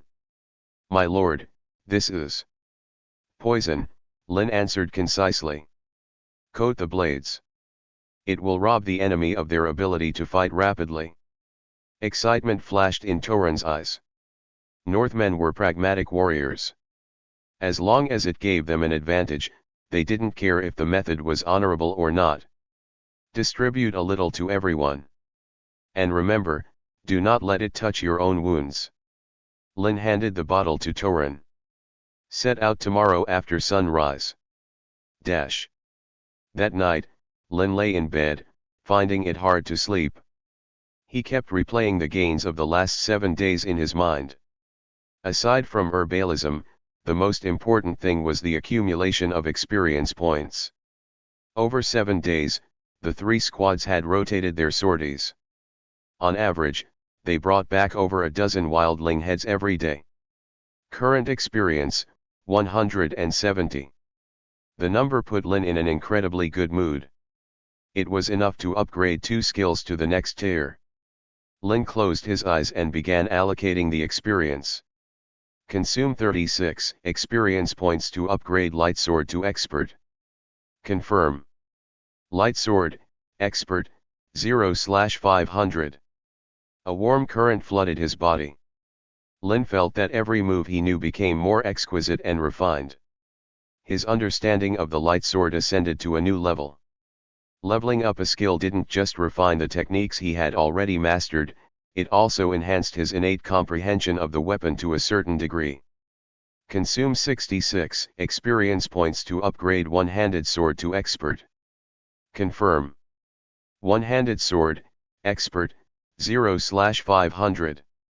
Another wave of warmth washed over him. Lynn could clearly feel his understanding of swordsmanship deepen even further. The application of force, the timing of attacks, the angles of defense. All of these were being imperceptibly improved. Not only that. Lynn discovered that there was a hidden commonality between the light sword and the one-handed sword. Complementing each other, his understanding of light weaponry became profound. Consume 16 experience points to upgrade unarmed combat to Expert. Confirm. Unarmed combat, Expert, 0/500. Consume 4 experience points to upgrade Archery to Proficient. Confirm. Archery, Proficient, 0/100. Consume 9 experience points to upgrade Herbalism to Proficient. Confirm. Herbalism, Proficient, 0/100. Name, Lynn. Strength, 5, 4%. Agility, 5, 0%. Constitution, 5, 0%. One-handed sword, Expert, 0/500. Light sword, Expert, 0/500. Horsemanship, Proficient, 1/100. Unarmed combat, Expert, 0/500. Archery, Proficient, 0/100. Herbalism, Proficient, 0/100. ## remaining experience, 43. Since my overall strength has improved, it's time to test it out on you lot. Lynn looked out at the gathering Night's Watchman, an excited grin spreading across his face. Let the war of attrition continue. Line them up. I'm going to knock down every single one of you who isn't convinced. Chapter 41, Defeating Thorn. Lynn stood in the center of the training yard. The air smelled of ice, snow, and horse dung, while a few ravens cawed harshly from the ramparts. Winter was exceptionally cold this year. Without moleskin gloves for protection, one's fingers would likely freeze off. Alistair Thorne had been waiting there for some time, flanked by more than 20 brothers of the Night's Watch. Resentment was written all over their faces. Today, this deserter learns what rules are, Thorn's voice grated on the ears. The brothers behind him nodded, gripping various weapons tightly. Lynn slowly drew his long sword, the blade reflecting a cold gleam in the pale morning light.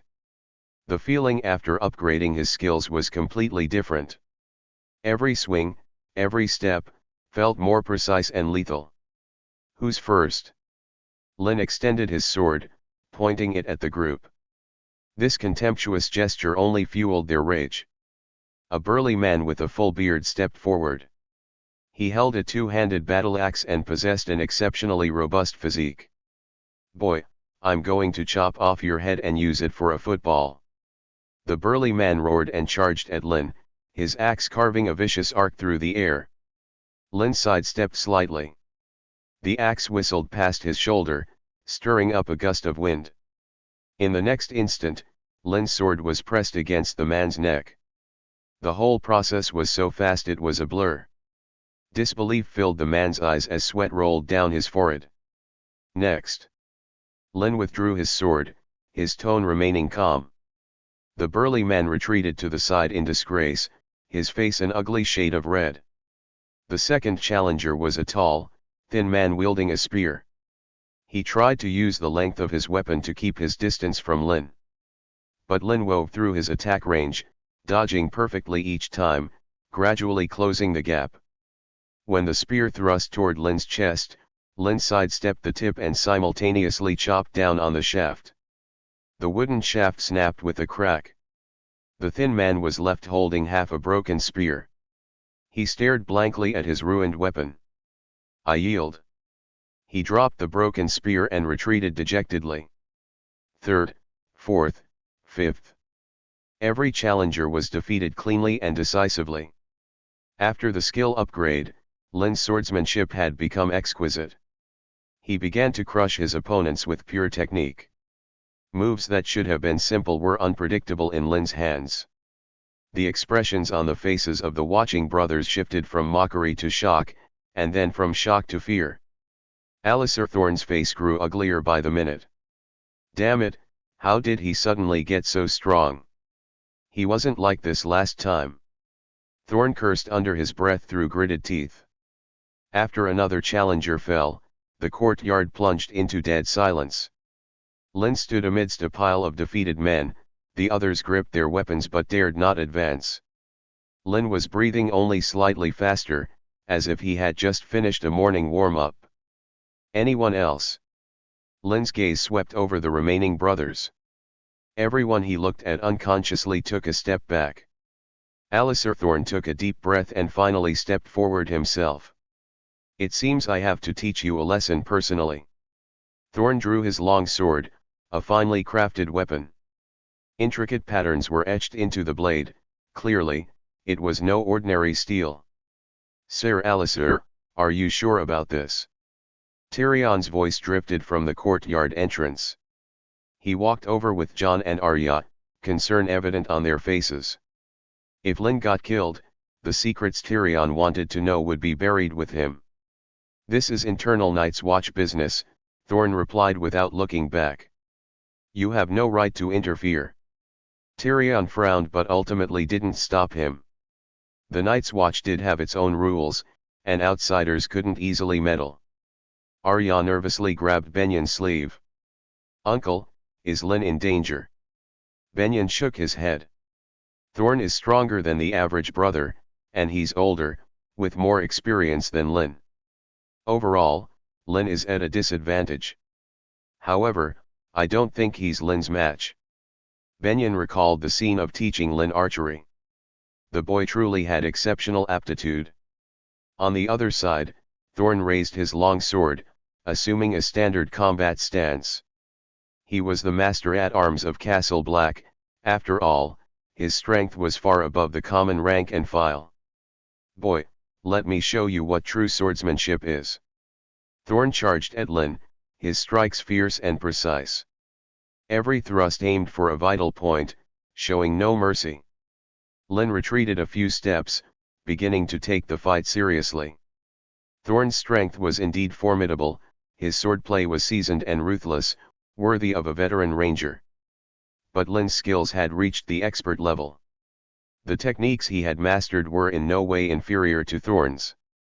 Their blades clashed continuously in the air, ringing out with the crisp sound of metal on metal. Sparks flew, illuminating their focused faces.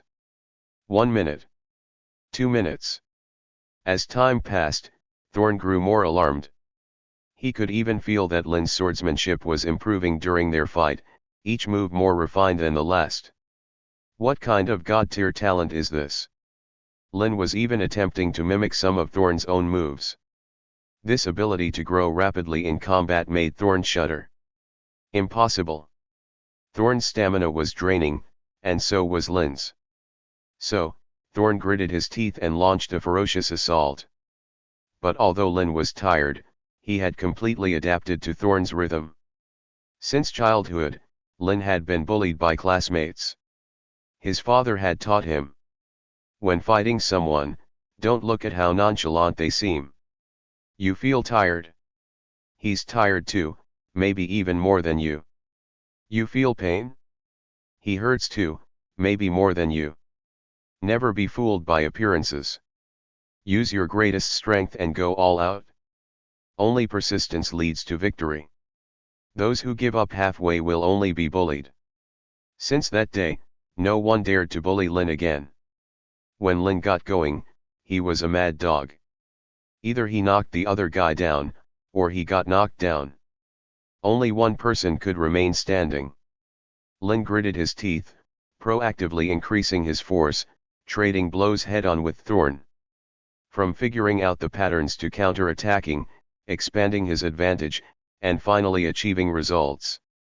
Finally, after a clever parry, Lynn relaxed his body, panting heavily. But the tip of his long sword was pressed against Thorn's throat. The courtyard fell into dead silence again. Everyone's eyes went wide at the scene. Alliser Thorn, the master-at-arms of Castle Black. Defeated by a deserter? Do you yield? Thorn's face turned beet red, veins bulging on his forehead. But the sword tip was right at his throat. A gentle push from Lynn, and he would die on the spot. I yield. Thorn squeezed the words out through clenched teeth. Lynn withdrew his sword and turned to face all the Night's Watchmen. Now, does anyone else have a problem? No one answered. Everyone lowered their heads, daring not to meet Lynn's gaze. The fight just now had thoroughly cowed them. Good. Lynn nodded and sheathed his sword. From now on, if anyone has an opinion, feel free to come find me. With that, Lynn turned and left the training yard. Lord Commander Mormont stood at the window of the Lord Commander's tower, taking it all in. This young man. The old bear muttered to himself. Perhaps letting him leave Castle Black is indeed the best choice. In the afternoon, Mormont summoned Lynn. The room was still simple, the fire burning brightly. The raven was still perched on the old bear's shoulder, eyeing Lynn with beady black eyes. Sit. Mormont pointed to the chair opposite him. Lynn sat down, waiting for the old bear to speak. Your performance this morning was impressive, Mormont said slowly. I haven't seen such excellent swordsmanship in a long time. Thank you for the praise, Lord Commander, Lynn replied humbly. However, I am more curious about the speed of your improvement. Mormont's gaze sharpened. Not long ago, you were an ordinary brother with average sword skills, barely above average. Today, you defeated Thorn. That speed of progress is unusual. Lynn's heart skipped a beat, but his face remained impassive. Perhaps it is a gift from the old gods. Mormont stared at Lynn for a long time before finally nodding. Whatever the reason, since you were able to silence them, I will honor my promise. Lynn waited for the old bear to continue. Mormont stood up and walked to the window. You may go with Lord Stark to King's Landing. But nominally, you remain a man of the Night's Watch. This is the best arrangement I can give you. Lynn felt a surge of joy. As you command, Lord Commander. However, Mormont turned around. Before you leave, I hope you can do one thing for us. What is it? Wildling activity beyond the wall is becoming more frequent. Mormont walked back to the desk and unrolled a map. I need you to take some men and clear this area. He pointed to several locations on the map. Wildling tracks have been spotted in these places recently. With your current strength, you should be up to the task. Lynn looked closely at the marked locations. They weren't too far from the wall, but the number of wildlings might be significant. Mormont sat back down. I suggest you take more men. Wildling equipment is crude, but their combat ability is not to be underestimated. Lynn nodded. This was exactly the opportunity he needed. More wildlings meant more experience points. At the same time, the Valyrian steel bastard sword passed down by the old bear's ancestors was exactly what he needed right now. The longer he stayed here, the greater the possibility of obtaining Longclaw. Longclaw, a Valyrian steel sword enhanced with spells and magic, was originally given to Jon by the old bear to repay a life-saving grace. He could only say sorry to Jon. I need 3 days to prepare. Granted. Mormont waved his hand. Go. I hope you return safely. Chapter 42, Unfriendly Brothers. When Lynn stepped out, Sir Alliser Thorne's voice echoed across the training yard. You soft southern weaklings. You can't even hold a sword steady, and you want to be Night's Watchman. His gaze landed on Lynn as he exited the door. He didn't dare provoke him openly, but his heart felt blocked with resentment. Finally, his hateful gaze fell upon Jon Snow. The disdain in his eyes was almost tangible. Look at our noble Lord Snow. The bastard of the Lord of Winterfell. Thorne drawled, his face twisted with unconcealed malice. In his warm castle, he had a master-at-arms to teach him swordplay. Unlike you lot, just a bunch of fatherless bastards. Jon gripped his sword hilt tightly. His lips were pressed into a thin line, and he said nothing.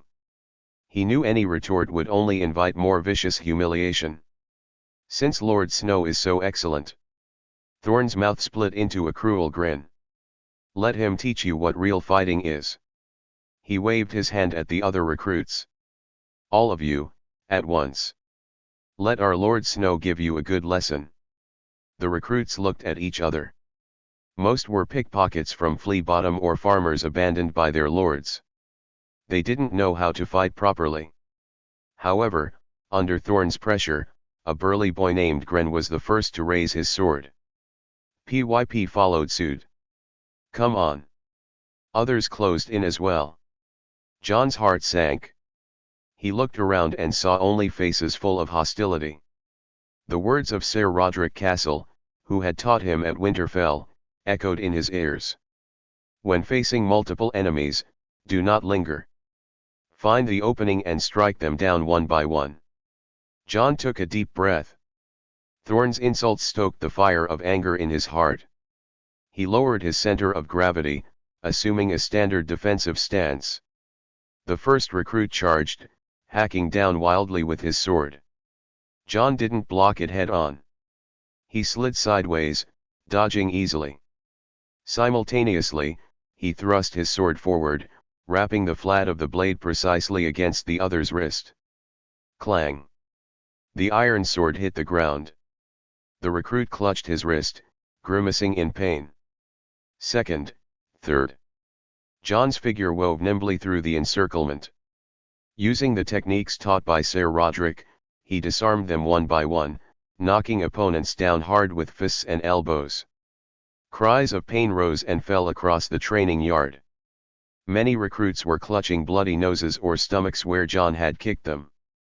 In just a few moments, all the attacking recruits lay groaning on the ground, bruised and battered.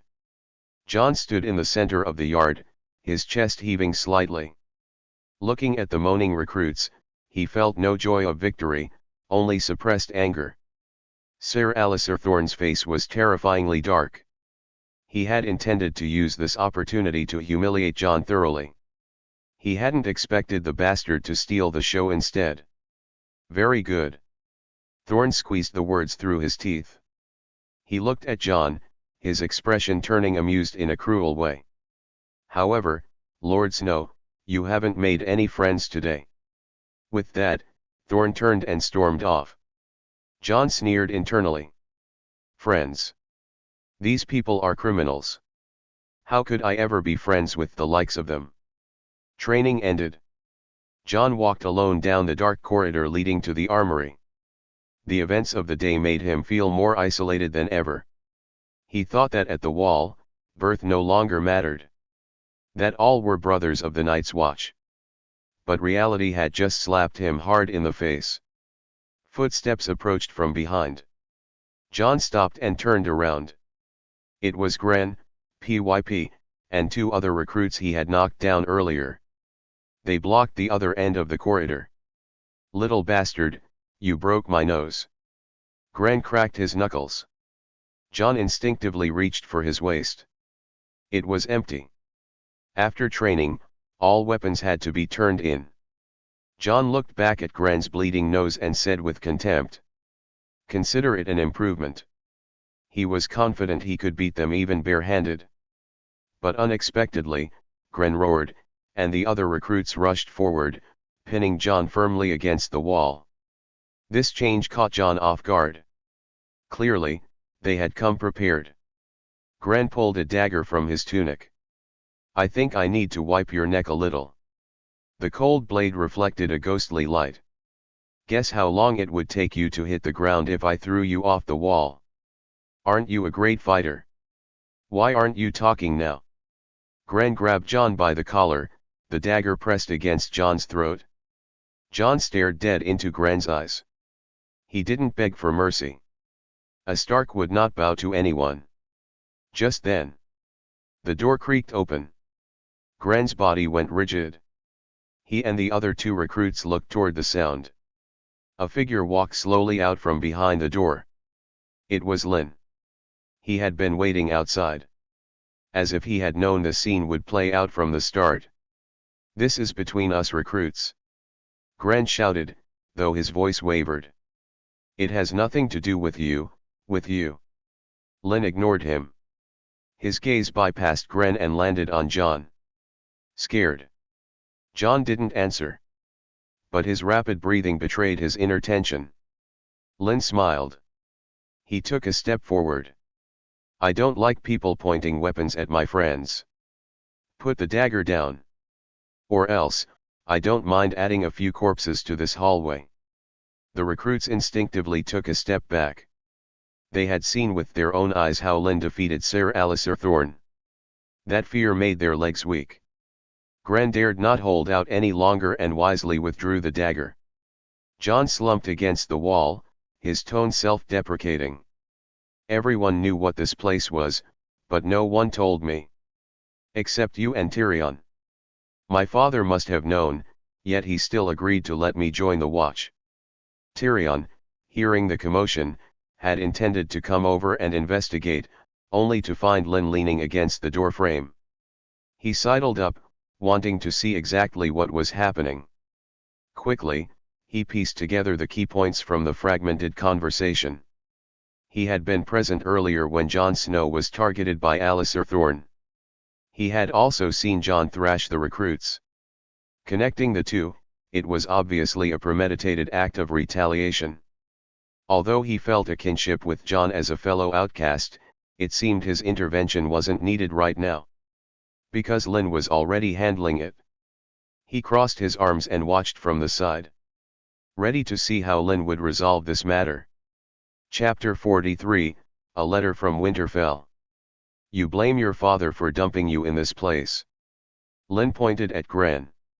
He was only 3 when his father left him outside the farmstead to fend for himself. Lynn's gaze swept to the others. PYP stole a will of cheese because his sister hadn't eaten in 3 days. He had to take the black or lose a hand. Gren and PYP looked at Lynn in unison, seemingly confused about how he knew their life stories and crimes. Seeing Lynn defending these 2 lowlifes, Jon grew agitated. "They hate me. Because they can't beat me, they use these despicable tactics to ambush me." Lynn nodded. "Yes, you are indeed better than them. Not everyone gets the chance to be personally tutored in swordsmanship by Sir Roderick Castle. I guarantee these two never even touched a decent sword before coming here. Do you still think you're better than them? Jon froze. Put that way, he had only defeated a couple of untrained commoners. What was there to be arrogant about? Moreover, most men who came to the watch had their own unspeakable hardships. They didn't seem as unbearable as he had imagined. Watching Jon fall into thought, Lynn knew he understood. Instead of antagonizing his brothers, it was better to lay down his prejudices and integrate. That way, Jon could truly get along with these people. It was better than shouting and fighting every day.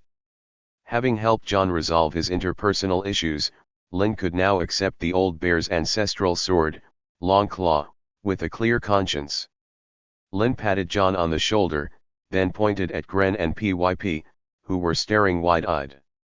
Teach them the swordplay you learned from Sir Roderick. Guide them. I believe you'll soon have a group of good companions. Tyrion crossed his arms, his mismatched eyes shining with a light akin to admiration. He looked at Lynn. You really are an interesting person. Tyrion's voice broke the stagnant air. Lynn, you should be the High Septon, not stuck in this frozen hellhole. Lynn ignored his teasing. His gaze remained on Jon. Jon lowered his head, his face flushing red and white. He had always thought that by coming to the wall, he had given up everything Stark. But now he realized he had never truly let go. Gren, Pyp, and the others also lowered their heads, daring not to look at Lynn.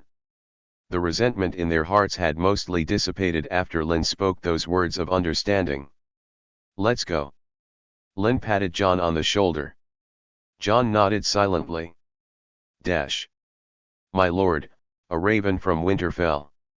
A steward respectfully handed a small scroll of parchment to Lord Commander Mormont. The old bear unrolled the parchment and held it up to the firelight. A look of relief gradually appeared on his wrinkled face. Good news. Lord Commander Mormont put down the parchment and looked at Benyon and Maester Aemon in the room. Bran Stark can walk with a crutch. Benyon's face instantly blossomed with ecstasy. The old gods be praised. Maester Aemon smiled too. Though blind, he could feel the joyous atmosphere in the room.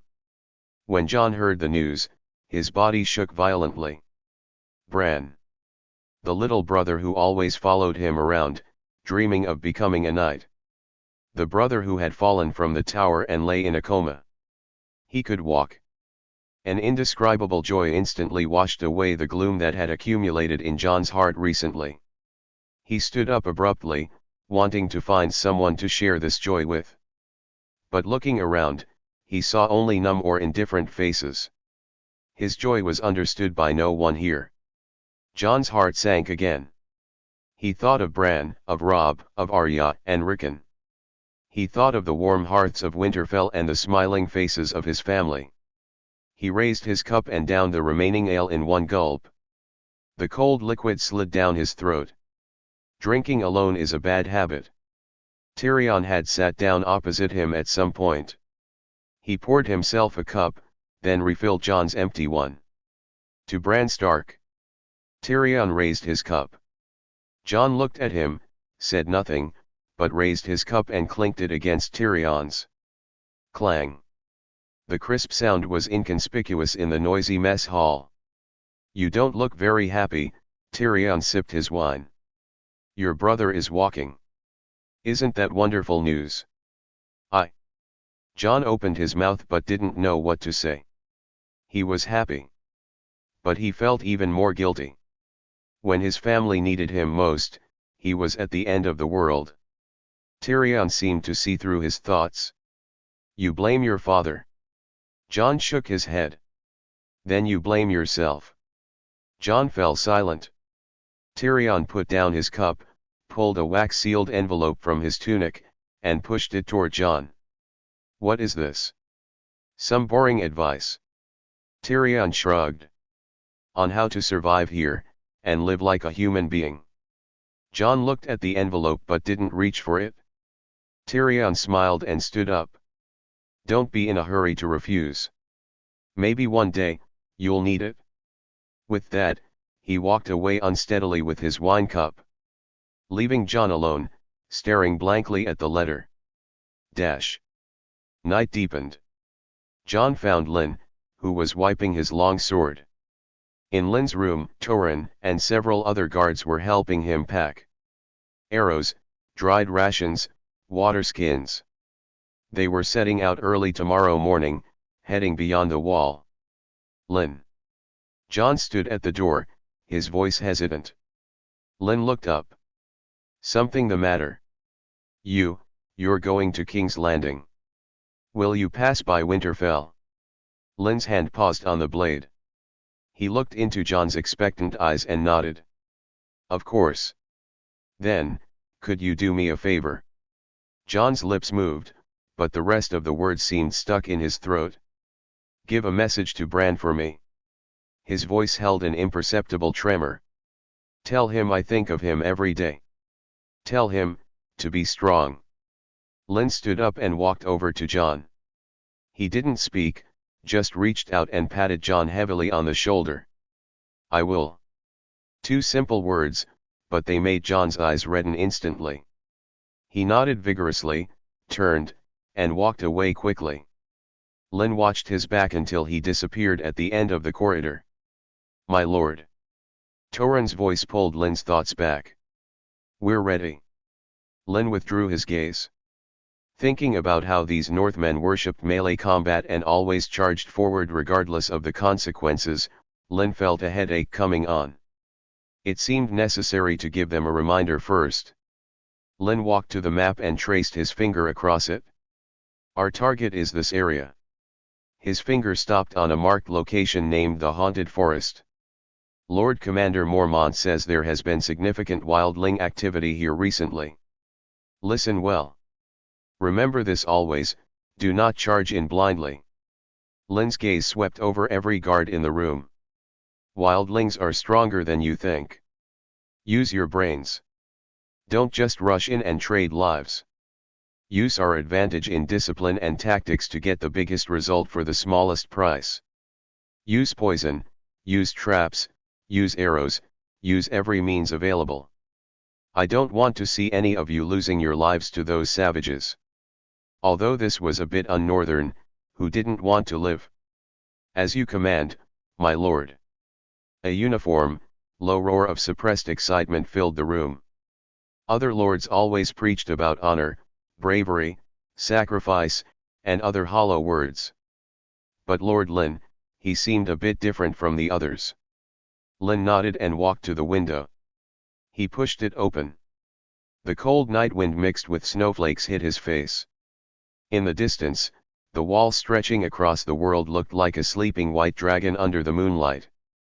And on the other side of the dragon, in the endless darkness, countless experience points were waiting for him. Chapter 44, Frostheart. The dawn wind, laden with ice shards, scraped across the battlements of Castle Black. The heavy iron portcullis rose slowly with the creaking and groaning of the winch. A deep, dark tunnel revealed itself to the gathered men. At the other end lay endless white. Benyon Stark sat astride his warhorse, clad in black. He turned back, his gaze resting on Jon. There was worry in his eyes, but also expectation. Take care of yourself. Benyon's voice was fragmented by the wind. Jon nodded vigorously, his lips pressed into a thin line. Benyon's gaze then shifted to Lynn. Beyond the wall, there are not just wildlings. There are older things. Do not be careless. Lynn met his gaze and nodded slightly. Understood. The two groups parted ways at the tunnel mouth. Benyon led his ranger squad northeast toward the Frost Fangs. They were going to investigate rumors of Mance Rayder, the king beyond the wall, gathering the tribes. Lynn, meanwhile, led his 100 elite northern cavalrymen due north. Their destination was the Haunted Forest. Arya stood on the wall, her small figure wrapped in a thick fur cloak. She watched Lynn's column disappear into the wind and snow until not even a black dot remained. The girl's eyes were slightly red. Tyrion stood not far away. He looked out at the vast snowy expanse, a complex, unreadable light flashing in his mismatched eyes. Hooves crunched on the thick snow, making a dull sound. Silence reigned all around, dead and heavy.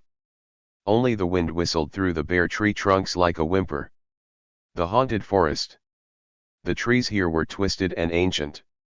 Black trunks were draped with icicles that refracted cold light under the gray sky. Lynn pulled on his reins, and the column halted. He dismounted and crouched down. There was a messy trail of footprints in the snow. Deep prints, sunken into the powder. Whoever made them was in a hurry. Wildlings. Torrhen leaned in, rubbing a pinch of snow between his fingers. From the looks of it, not more than half a day old.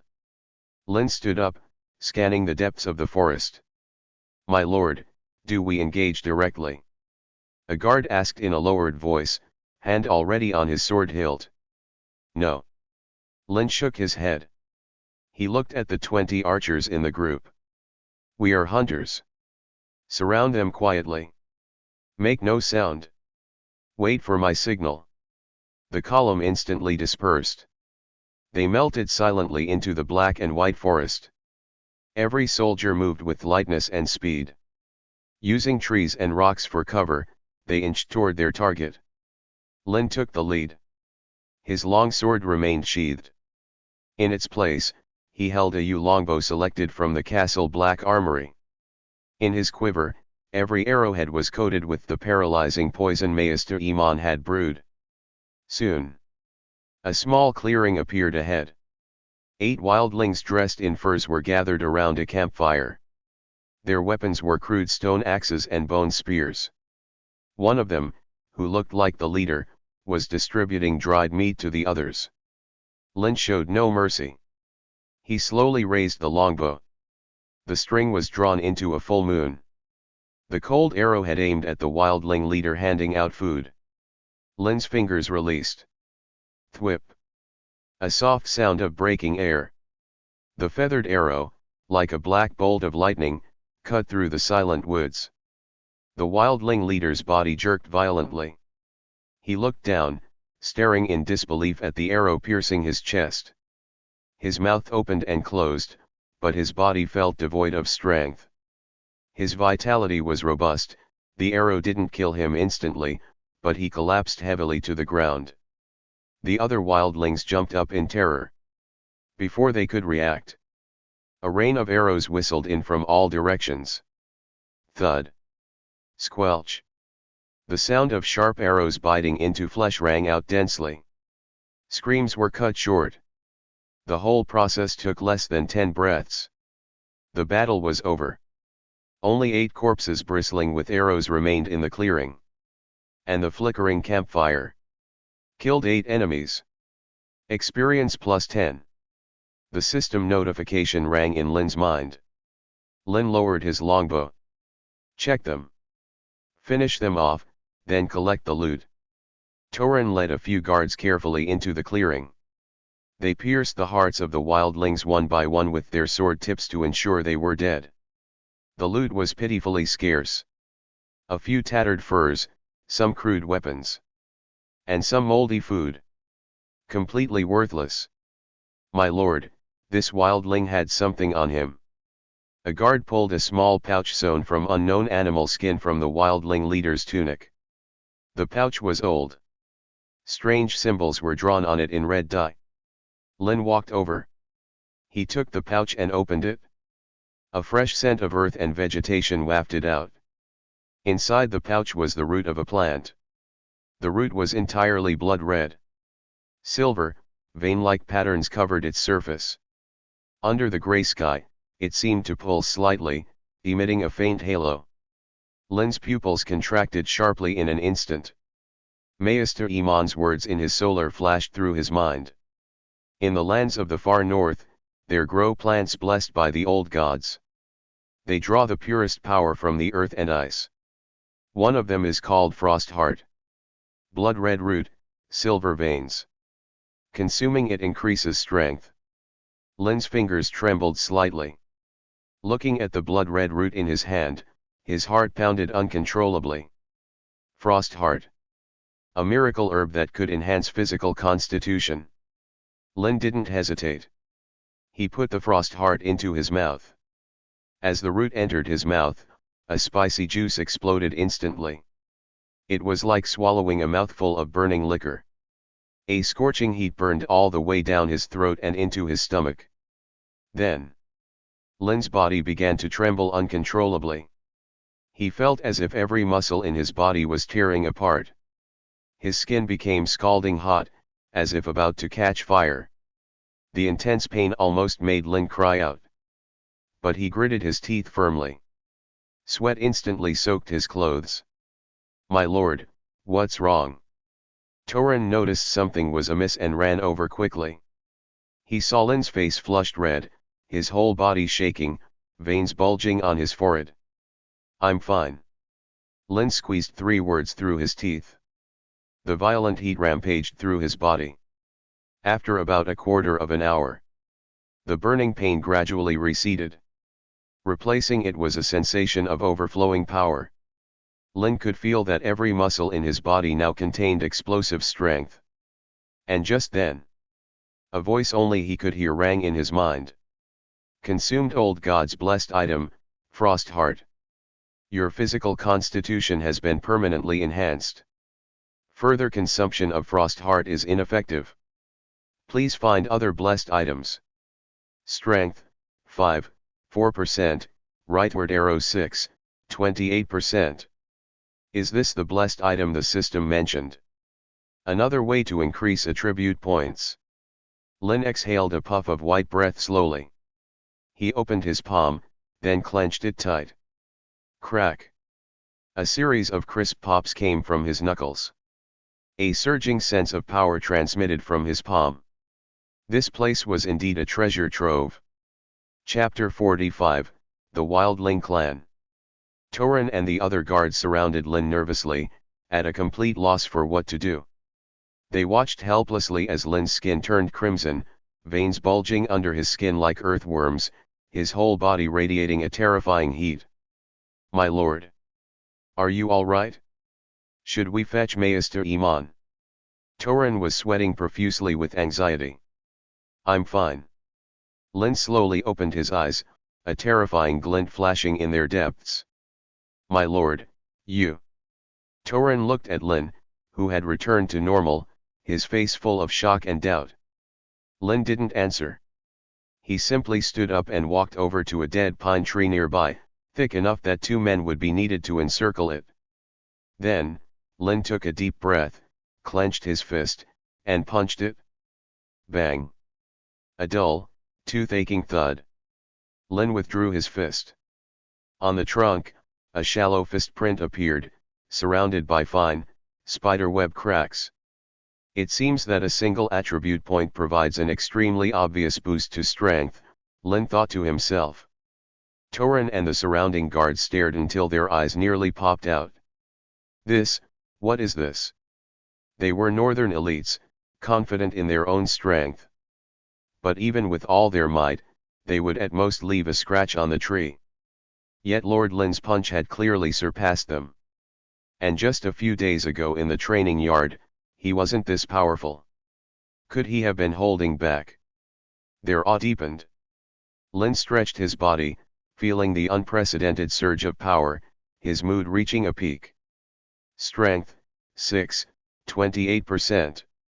Just one herb had allowed his strength attribute to break through the bottleneck directly. And it came with a bonus of nearly 1/3 of the progress bar.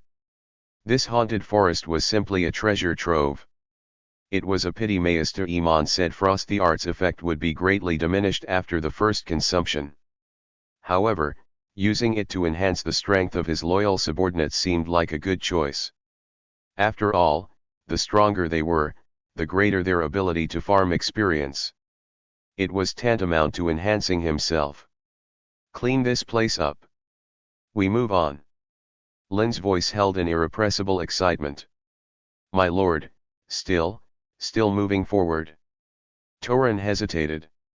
We're already nearly 30 miles deep into the haunted forest. Any further, and we might encounter wildling clans. Isn't that perfect? Lynn grinned. That smile, in Torin's eyes, was more dangerous than any beast in the forest. My lord, but... No buts, Torin. Lynn slapped his shoulder heavily as usual, the force making Torin stumble and almost lose his footing. Lynn quickly grabbed him. Amidst the awkwardness, Lynn quickly added. What are we here for? To hunt. Since it's a hunt, naturally we look for big game. Lynn gazed into the depths of the forest. His eyes were like a hungry wolf that had caught the scent of blood. These small fry aren't enough to fill the gaps between our teeth. Torin looked at the crazy battle lust in Lynn's eyes and swallowed. He didn't know what his lord had just gone through.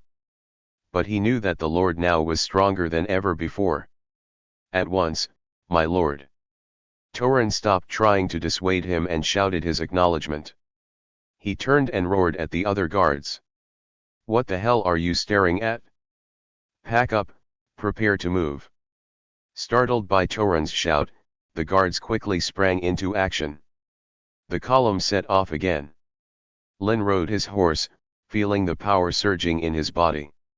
He felt the effect of the frost heart was even better than he had imagined. This filled him with anticipation for this unknown forest. Since there was the first frost heart, there must be a second, a third.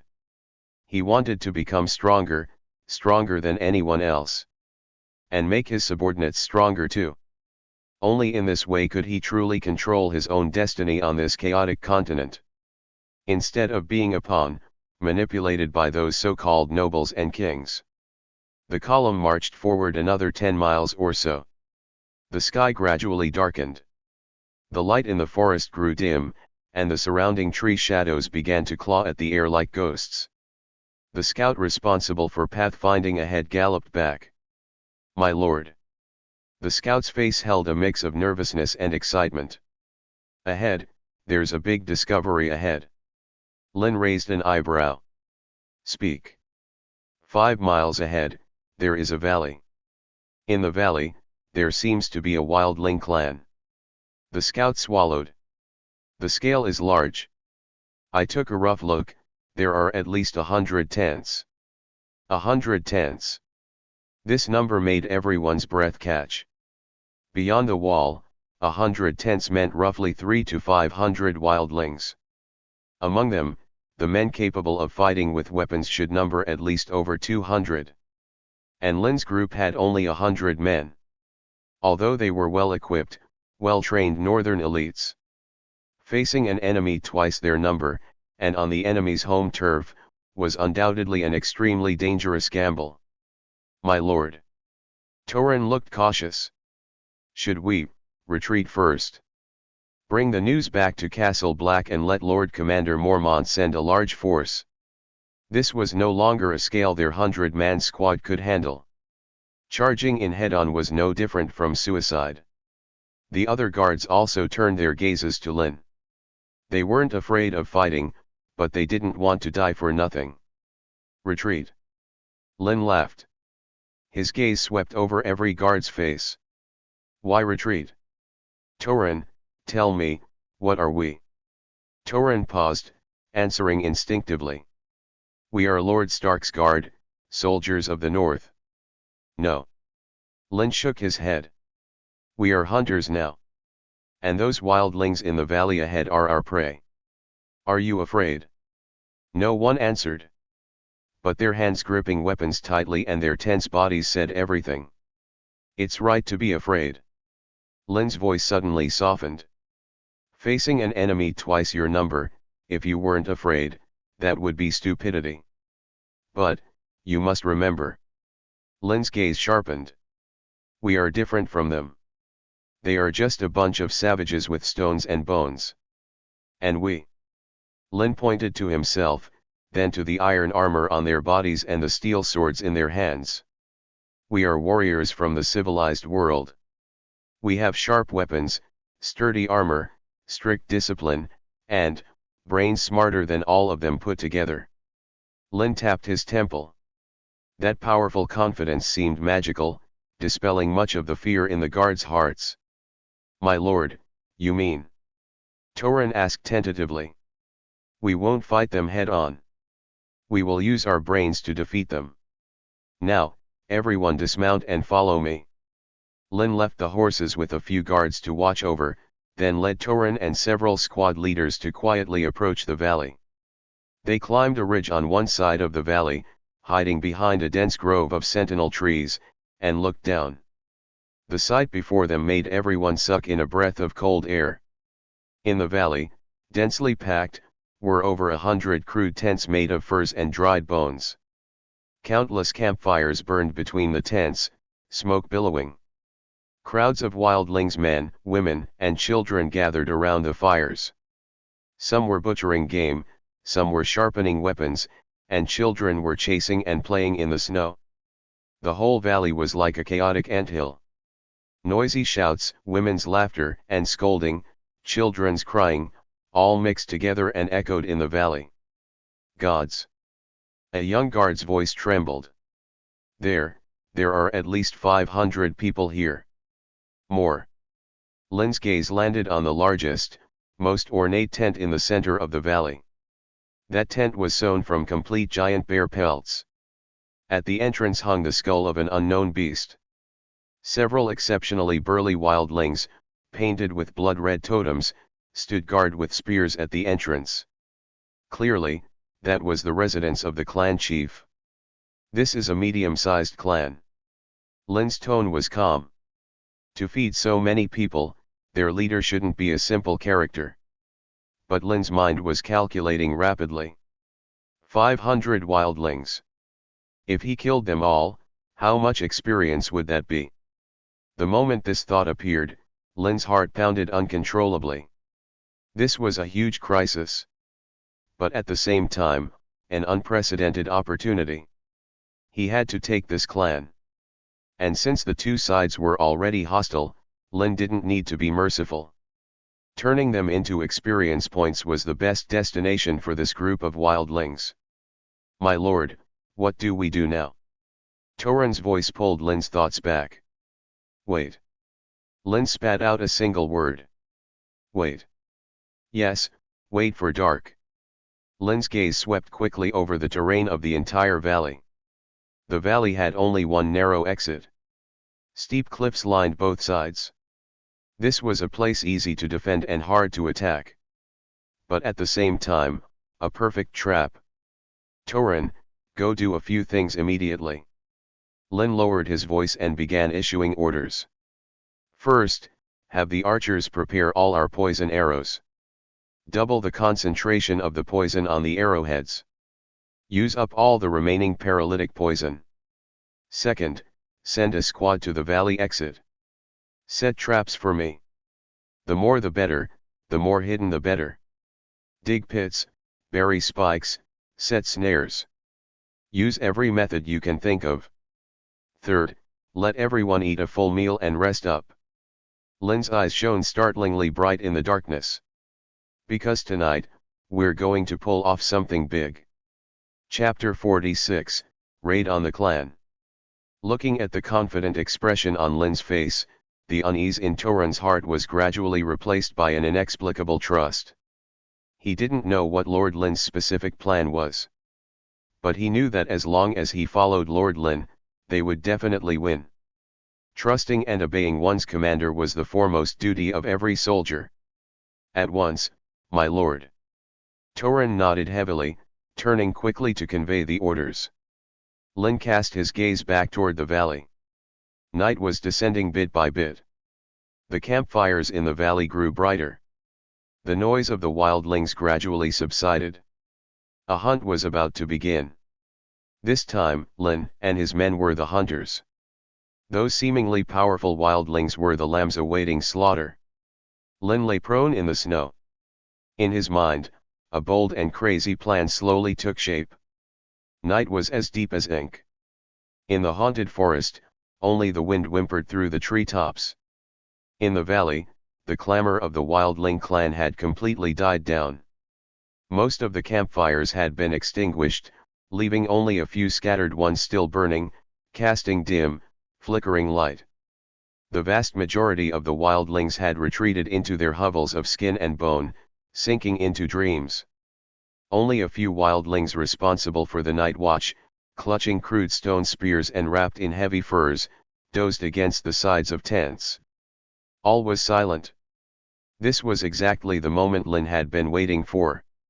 On the ridge, Lynn and his 100 northern elites were fully assembled. Everyone wore leather armor suitable for mobility, blending into the night. Every soldier's breathing was deliberately kept extremely shallow. "Is everyone ready?" Lynn asked in a whisper. "Ready, my lord." Torin responded in a lowered voice. Behind him, the 20 archers already had arrows knocked on their strings. The black arrowheads, coated in potent poison, glinted with a ghostly cold light under the faint starlight. "And the traps?" Lynn asked again. "All set up," another squad leader answered. "The valley exit is now a death trap. Guaranteed no return for anyone who enters." Lynn nodded with satisfaction. His gaze swept over the young, determined faces before him. "Listen." Lynn's voice wasn't loud, but it was filled with unquestionable authority. "Our goal is not to fight them head-on. Our mission is to create chaos, to spread fear." Lynn pulled several small packets wrapped in oilcloth from his tunic.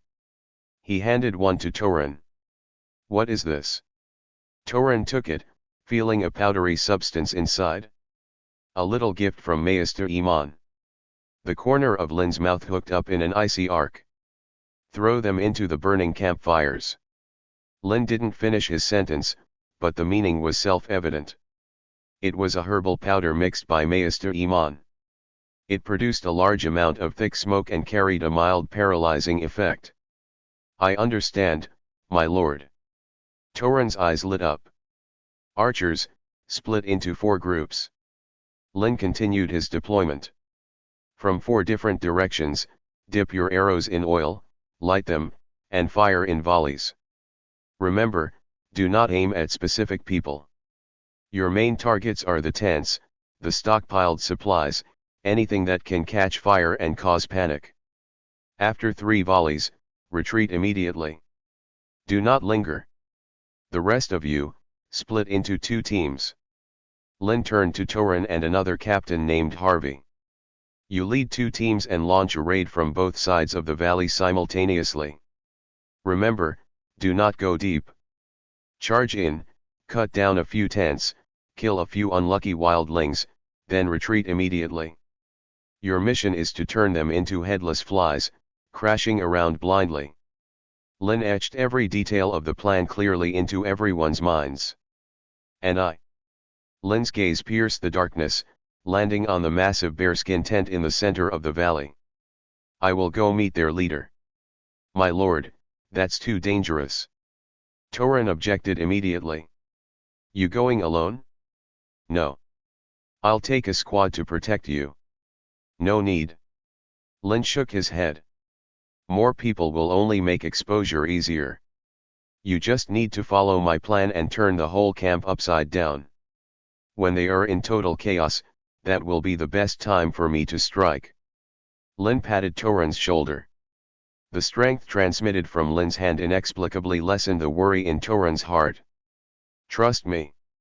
Torin looked at Lynn's eyes, which shone startlingly bright even in the dark night, and nodded heavily. "Yes, my lord." "Move out." With Lynn's order, 100 northern soldiers slid silently down from the ridge. They split into several streams, quietly enveloping the sleeping valley. Lynn was alone, his movements were the fastest and lightest. He was like a shadow stalking through the snow, rapidly approaching the center of the valley. The light sword skill brought not only an improvement in swordsmanship but also comprehensive control over body coordination and agility. Soon, Lynn lurked in a shadow less than 50 paces from the bearskin tent. He could smell the odor wafting from the tent. A mix of furs, sweat, and cheap ale. He could even hear the rhythmic, heavy snoring coming from inside. Lynn looked up at the ridges on both sides of the valley. The time was almost here. Suddenly. Thwip. Thwip. Thwip. Dozens of burning arrows descended from the sky with a mournful whistle. They weren't aimed at the wildling sentries but landed precisely on the piles of dry grass and furs, and the flammable tents. Arrowhead soaked in oil instantly ignited everything around them. Fire shot up into the sky. Immediately after, the teams led by Torin and Harvey stabbed into the wildling camp from both sides of the valley like two sharp knives. Kill! Thunderous battle cries tore through the quiet night sky. The sleeping wildling clan was instantly jolted awake. Shrill screams, cries of pain, and curses rang out together. Countless naked wildlings rushed out of their tents, faces written with terror and confusion. They didn't know where the enemy came from, nor how many there were. They only saw fire everywhere in the camp, and arrows whistling past everywhere. The thick smoke ignited by the herbal powder spread rapidly through the camp. The pungent smell made many wildlings cough violently. Tears streamed down their faces, and their heads began to feel heavy and dizzy. The entire clan was in complete chaos. Chapter 47, Ragnar Bloodaxe. Chaos spread through the wildling camp. Screams of terror, roars of anger, and the chaotic clashing of weapons. Wildlings ran around like headless flies amidst the smoke and fire. Some attempted to organize a counterattack, but they were quickly felled by poisoned arrows shot from the darkness. More were driven by fear to instinctively surge toward the valley's only exit. Then, they crashed headlong into the traps Lynn had carefully prepared for them. Mournful screams echoed from the direction of the valley mouth. Adding a note of despair to this chaotic scene, Torin and Harvey's team strictly executed Lynn's orders. They swept back and forth along the edge of the camp. Each charge claimed a few wildling lives and ignited a few tents. Then they quickly retreated into the darkness, giving the enemy no chance to rally for a counterattack. Their goal was not to inflict casualties, but to create panic. They succeeded. The entire wildling clan was in disarray. Lynn lurked in the shadows outside the great bearskin tent, watching it all coldly.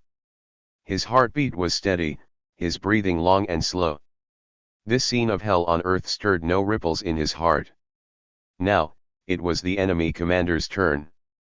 The flap of the great bearskin tent was flung open violently. A wildling, built like an iron tower, charged out. He was bare-chested, his bronze skin covered in hideous blood-red totems. His muscles knotted, full of explosive power. In his hand, he carried a massive bone battle axe. Dark blood stains still remained on the axe blade. Roar! He let out a roar like a giant bear, a sound that drowned out all the clamor in the camp. Some wildlings still in confusion seemed to find their backbone upon hearing this roar and instinctively gathered toward him. He was the leader of this clan, Ragnar Bloodaxe. Ragnar's crimson eyes scanned the chaotic camp and quickly assessed the situation. It's the crows from the south. He bellowed in the wildling tongue. There aren't many of them. Don't be afraid. Warriors. Pick up your weapons. Follow me and kill these damn crows. His roar did have some effect. Some wildling warriors began to gather around him, attempting to organize effective resistance. But it was too late. Just as Ragnar focused all his attention on the chaos in the camp, a black shadow sprang silently from the darkness behind him. It was Lynn. Hiding here was all for this moment. The instant Ragnar turned, Lynn's speed exploded to the limit. The Valyrian steel dagger in his hand carved a cold arc in the firelight, aiming straight for Ragnar's back, right where the heart lay. This strike was lightning fast, the angle tricky. However, Ragnar's reaction exceeded Lynn's expectations. As if he had eyes in the back of his head, his body violently twisted to the side. SSHH lack. The sharp edge of the dagger scraped across Ragnar's ribs. The blow carved a wound deep enough to expose bone, and blood sprayed out instantly. But it didn't hit a vital organ. Arg! Severe pain made Ragnar roar in anger. He spun around violently. The massive bone axe swept horizontally with a whistle that tore the air. Lynn's pupils contracted, he pushed off the ground with his toes, retreating rapidly. The axe blade swept past, almost grazing the tip of his nose. The fierce wind it generated stung his cheeks. Such fast reaction. Such strong power. A trace of surprise flashed in Lynn's mind. This wildling leader was much tougher than he imagined. Having missed his strike, Lynn sheathed the dragon bone dagger, then drew his own sword, gripping it with both hands in a combat stance. Ragnar steadied himself. A pair of crimson eyes locked dead onto Lynn. A little rat. He grinned, revealing white teeth, his face full of cruel amusement. You dare sneak up on me? He stuck out his tongue and licked the corner of his mouth. I'm going to tear you to pieces. Ragnar roared and charged again. The bone axe in his hand swung in wide, powerful arcs. Every blow was heavy and forceful, whipping up gusts of foul wind. Lynn chose not to fight him head-on. Although the strength boost from the frost heart was significant, there was still a large gap compared to this monster in front of him. He couldn't block it directly. He utilized his light sword techniques to the extreme. His figure, amidst Ragnar's storm-like attacks, was like a fallen leaf in the wind, drifting erratically. Every time, by a hair's breadth. Dangerously dodging the deadly axe blade. Clang! Clang! Clang! Lynn's long sword occasionally clashed with the bone axe, producing a series of crisp ringing sounds. He didn't use the flat of the blade to block, but the sharpest part of the edge. To slice, to guide, to divert the opponent's force. Every collision left a shallow notch on the bone axe. Ragnar grew more alarmed the longer he fought. This crow in front of him looked so frail that a gust of wind could blow him over. But he was slippery as a loach. Every one of his attacks seemed to hit empty air. Strength with nowhere to go. And the opponent's sword was like a viper's fang, always stabbing from the trickiest angles when least expected. Although none caused fatal injuries, the stings one after another were constantly draining his stamina and patience. It was utterly frustrating. Damn crow! Stop dodging if you have the guts!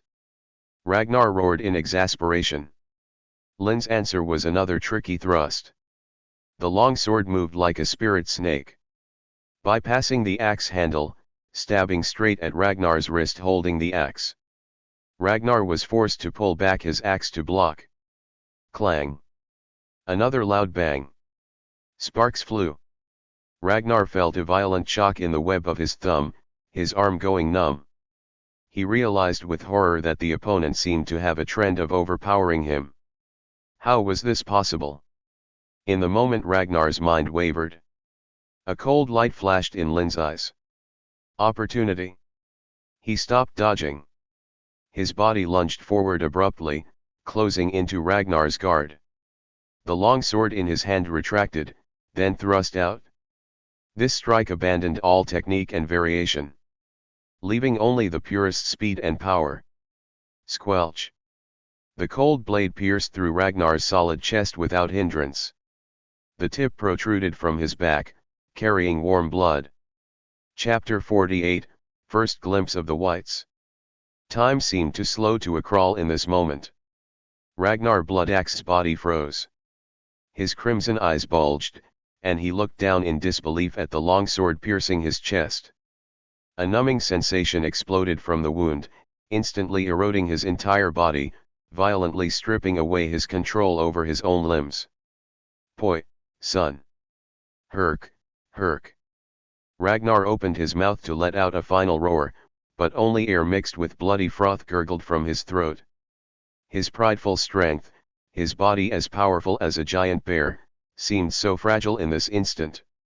Lynn's gaze turned vicious. He twisted his wrist sharply. The long sword churned savagely inside Ragnar's warm flesh, thoroughly pulverizing his heart. Arg! The intense pain made Ragnar let out a short, miserable scream. The fierce light in his eyes rapidly dimmed. Lynn yanked the longsword out. Warm blood sprayed out like a fountain, splashing over his hand. Ragnar's tower-like body swayed. Then, with a thud, he fell straight backward. He hit the ground heavily, kicking up a spray of ice and snow. Killed Wildling Chieftain X1, experience +5. The system's cold notification rang in his mind as expected. Lynn glanced at his panel. Killing a chieftain actually gave 5 experience points. Indeed, the stronger the opponent, the more experience he gained from the kill.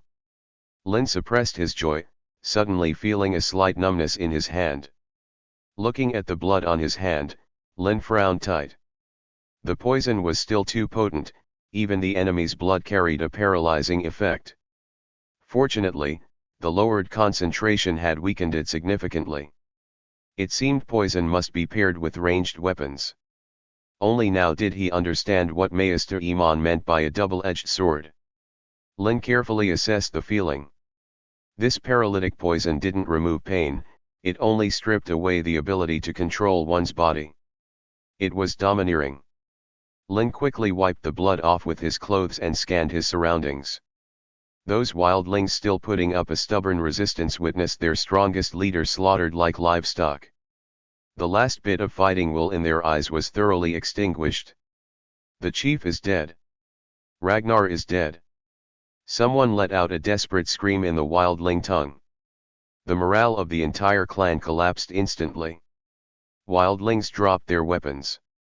Crying and shouting, they began to flee madly toward the valley exit like a startled herd of beasts. Don't let them escape. Lynn's voice exploded. These were all walking experience points. Moreover, they were mortal enemies of the Night's Watch. In the original story, the Watch executed captured wildlings by beheading or hanging. Wildlings were even crueler to captured watchmen, usually chopping them up to feed livestock. With such bad blood between the two sides, showing mercy would be irresponsible to his own men. The teams led by Torin and Harvey flanked from both sides. The archers also emerged from the shadows, knocking arrows and aiming at the fleeing backs. A chase and slaughter played out in the chaotic camp. Wildlings who had lost their will to fight were utterly vulnerable before the well-equipped, high-morale northern soldiers. The battle ended quickly. In the entire valley, aside from a few captives, not a single standing wildling remained. The air was thick with the heavy scent of blood. "My lord." Torin strode quickly to Lynn, his face full of irrepressible excitement and adoration. "We won. We wiped them out." Casualties. This was Lynn's primary concern. Only 5 brothers with light injuries, no deaths. Torin's voice was full of pride. Their Lord Lynn was simply too awesome. Winning against greater numbers, and wiping out a 500-strong wildling clan with 100 men at almost zero cost. Even with armor against no armor, this was still a monumental victory. The way all the guards looked at Lynn changed. It was a heartfelt worship and conviction toward a strong leader. "Your soldiers killed Wildling X527, experience +612. Upgrade one-handed sword to the next level. Put the rest into light sword. Consumed 500 experience. One-handed sword, proficient, 0-500 experience full. One-handed sword, proficient, expert, 0/1000. Remaining total experience, 160. Consumed 160 experience. Light sword, expert, 0-160. Light sword, expert, 160/500. A massive surge of combat insight washed over Lynn's mind. He felt as if he had experienced thousands of life and death duels. His understanding of the one-handed sword leaped from proficient use to mastery. The transmission of power, the choice of angles, the grasp of timing. Everything became instinct. Is this the expert level? Lynn muttered to himself, then issued orders. Clean up the battlefield. Collect all weapons and valuable items. The guards interrogated the wildlings, but they only stared back with hateful eyes and tried to bite the guards with their teeth. Forget it. Taking these captive wildlings back will only result in Mormont executing them. Question them first. No torture, no abuse. Then give them a quick death. There was no helping it. With everyone watching. On one side were the wildling enemies, on the other the Lord Commander's orders. The choice was clear. Releasing them would be treason. If word got out back at the wall, execution was the only path. The honor of the first men kept the wildlings from bowing to the king south of the wall. With ancestral grudges and thousands of years of killing, hatred wasn't easily dissolved. At least at this stage, without the White Walkers pressing them, these wildlings had no intention of going south to hide. Only when the White Walkers approached would they become desperate. That would be the key to reconciliation. Lynn certainly had thoughts of subduing them, especially the giants paired with huge tree trunks. They were invincible but absolutely not at this stage. Soon, Lynn gained another 44 experience points. Then, the guards began excitedly rummaging through the camp. Lynn walked into the huge bearskin tent. Inside, a strong stench of body odor and urine assaulted his nose. Who knew how long it had been since Ragnar washed himself? It stank to high heaven. Messy furs covered the ground, and a pile of human skulls lay in the corner. These were obviously Ragnar's trophies. And Lynn's former crow colleagues. Lynn frowned and began searching carefully. A clan chief's tent should have something good. Soon, his gaze was drawn to a wooden chest at the head of the fur bed. The chest was ancient, inlaid with some unknown metal forming twisted runes. Lynn pried open the lock with his dagger. Inside, there were no gold or jewels, nor any magical frost heart. Only a map tanned from human skin, and several black, stone-like objects. Lynn picked up the black stones. They were cold to the touch but very light. The surface was smooth, like glass. Dragon glass. Lynn examined them closely. No mistake. Lynn's heart skipped a beat. This stuff was the nemesis of the White Walkers. In the coming battle for the Dawn, the value of this stuff was comparable to Valyrian steel. He hadn't expected to find such treasures in a wildling chief's chest. Lynn suppressed his ecstasy and carefully tucked the dragon glass into his tunic. Then, he unrolled the human skin map. The drawing style was very crude, done with charred charcoal and unknown red liquid. It depicted the terrain of the haunted forest and surrounding areas. Lynn couldn't understand most of it. But in the center of the map, a symbol resembling an eye drawn in red dye instantly captured all his attention. Beside the symbol was a line of small characters written in the ancient tongue of the first men. Lynn couldn't read it. But he knew this must be extremely important. This might be why Ragnar's clan appeared here. They seemed to be looking for the place marked on the map. My lord. Torrhen's voice came from outside the tent. We found something. Lynn stashed the map close to his body and walked out. He saw several guards gathered around a half-burnt tent, discussing something animatedly. Lynn walked over. In the ruins of the tent, he saw several corpses. But something was wrong with them. Their eyes were a bizarre, sapphire blue color. Reflecting the dancing firelight, those eyes stared eerily at the gray sky. Chapter 49, Burning the Bodies. They simply stared straight up at the sky. As if silently recounting some terror from an ancient time. Lynn's heart sank violently.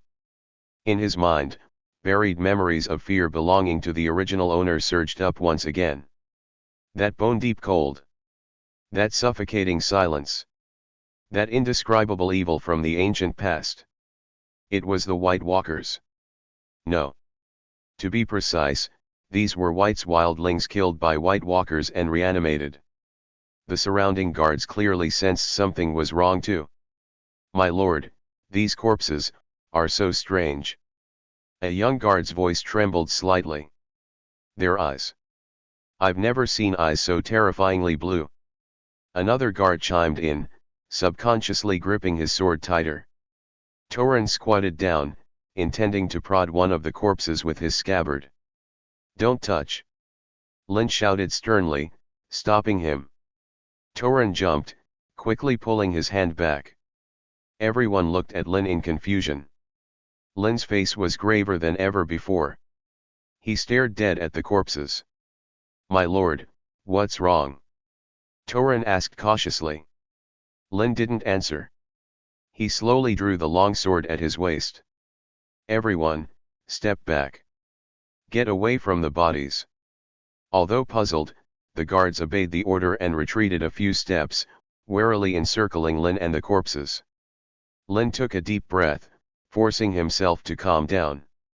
He knew these potential whites were still just corpses for now. But given the right conditions, they could wake up at any moment. And the only way to deal with them was fire. Torrhen. Lynn's voice regained its calm. Bring torches.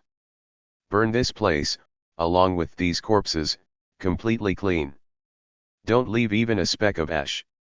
Though filled with doubt, Torrhen immediately executed the order. Soon, dozens of torches were lit. Roaring flames were thrown into the ruins. Dry furs and wood ignited instantly. The fire spread at an alarming speed. The charred corpses crackled under the devouring flames, emitting bursts of black smoke. An indescribable stench permeated the air. Guards covered their noses and mouths, expressions of disgust on their faces. Lynn, however, remained motionless. He just stood there, quietly watching the sea of fire. The dancing flames were reflected in his eyes. Only when the corpses were thoroughly burned to ash did he slowly withdraw his gaze.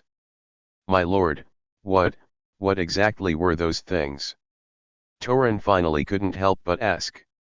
Lynn was silent for a moment. He knew some things could no longer be kept hidden.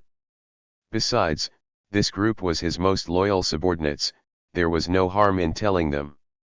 They are the things I once spoke of to Lord Stark in Winterfell. Lynn's voice was very low. Whites. Those two words plunged the entire valley into a deathly silence instantly. Only the crackling of the fire remained. Shock and fear were written on the guards' faces. White Walkers. Weren't those monsters that only existed in old Nan's bedtime stories? Wasn't that a legend driven back to the land of always winter by the first men thousands of years ago during the Age of Heroes? How could it be? They appeared again now? My lord, are you serious? A guard's voice shook uncontrollably. Do I look like I'm joking? Lynn retorted. His gaze swept over everyone's face. Beyond the wall, something has awakened. Winter is coming. Spoken by Lynn, these words carried a chilling sense of destiny. The guards looked at each other, the blood draining from their faces. They were all Northmen. They understood the heavy meaning behind the words winter is coming better than any outsider. It wasn't just a house motto. It was a warning from ancient times. What should we do now? Torrhen's voice held a trace of bewilderment. Return first. Lynn's answer was simple and firm. Send a scout to tell Lord Commander Mormont and Maester Aemon everything we saw here, exactly as it happened. Lynn gazed north again. In that endless darkness, countless ice-blue eyes seemed to be peering back at them. Dash. The column set off on the return journey to Castle Black the next morning. The atmosphere was terrifyingly heavy. No one spoke. Every soldier's face bore the solemnity of having survived a disaster. The shadow of the White Walkers pressed on everyone's heart, making it hard to breathe. The column continued south. Halfway there, the scout responsible for pathfinding ahead galloped back again. My lord. The scout's face held a strange expression. Ahead, there's a situation ahead. What is it this time? Wildlings. Torrhen immediately became alert. No, not wildlings. The scout shook his head. It's a battlefield. Very tragic. But, very strange. When Lynn and his men arrived, they understood what the scout meant by strange. It was a patch of snow stained red with blood. The corpses of several war horses lay on the ground, entrails spilled everywhere. Broken weapons, shattered armor, scattered all over. The air was thick with the scent of blood. This was clearly a brutal battle that had happened recently. But the strange thing was, on the entire battlefield, apart from the horse corpses, there wasn't a single human body to be seen. Only long drag marks left in the snow, extending deep into the forest. Chapter 50, Only Wildlings Burn Their Kin. The drag marks cut deep into the snow, stark and undeniable. It looked as though men had been hauled away by force, vanishing into the frozen shadows of the forest. What happened here? Torrhen dismounted, furrowing his brow as he examined the trails left on the ground. Cleaning up the battlefield? It doesn't look like it. If it were wildlings, they wouldn't have left these war horses behind. Horse meat is a prize in these parts, another guard remarked, analyzing the scene. And they would have stripped every scrap of steel and armor. The abandoned swords and tattered mail on the ground proved that theory wrong. Lynn's gaze lingered on the drag marks. He recalled the events from the original chronicles. A lost patrol, never to return. The patrol led by Ser Waymar Royce. They had encountered the others. And they had been slaughtered to a man. Could this battlefield be? Lynn didn't dare follow that thought to its end. My lord, what should we do? Should we track them? Torrhen asked. No, Lynn shook his head firmly. This is beyond us right now. We return to Castle Black immediately. At full speed. Do not delay for a single heartbeat. Lynn's tone brooked no argument. Though Torrhen was confused, he issued the orders instantly. The column wasted no time, thundering south toward the wall as fast as their horses could carry them. An invisible weight pressed down on everyone's chest. Though they didn't know exactly what had happened, the grim look on Lynn's face told them the situation was dire. When the familiar black silhouette of Castle Black finally broke the horizon, a collective sigh of relief swept through the men. The feeling of coming home had never been so reassuring.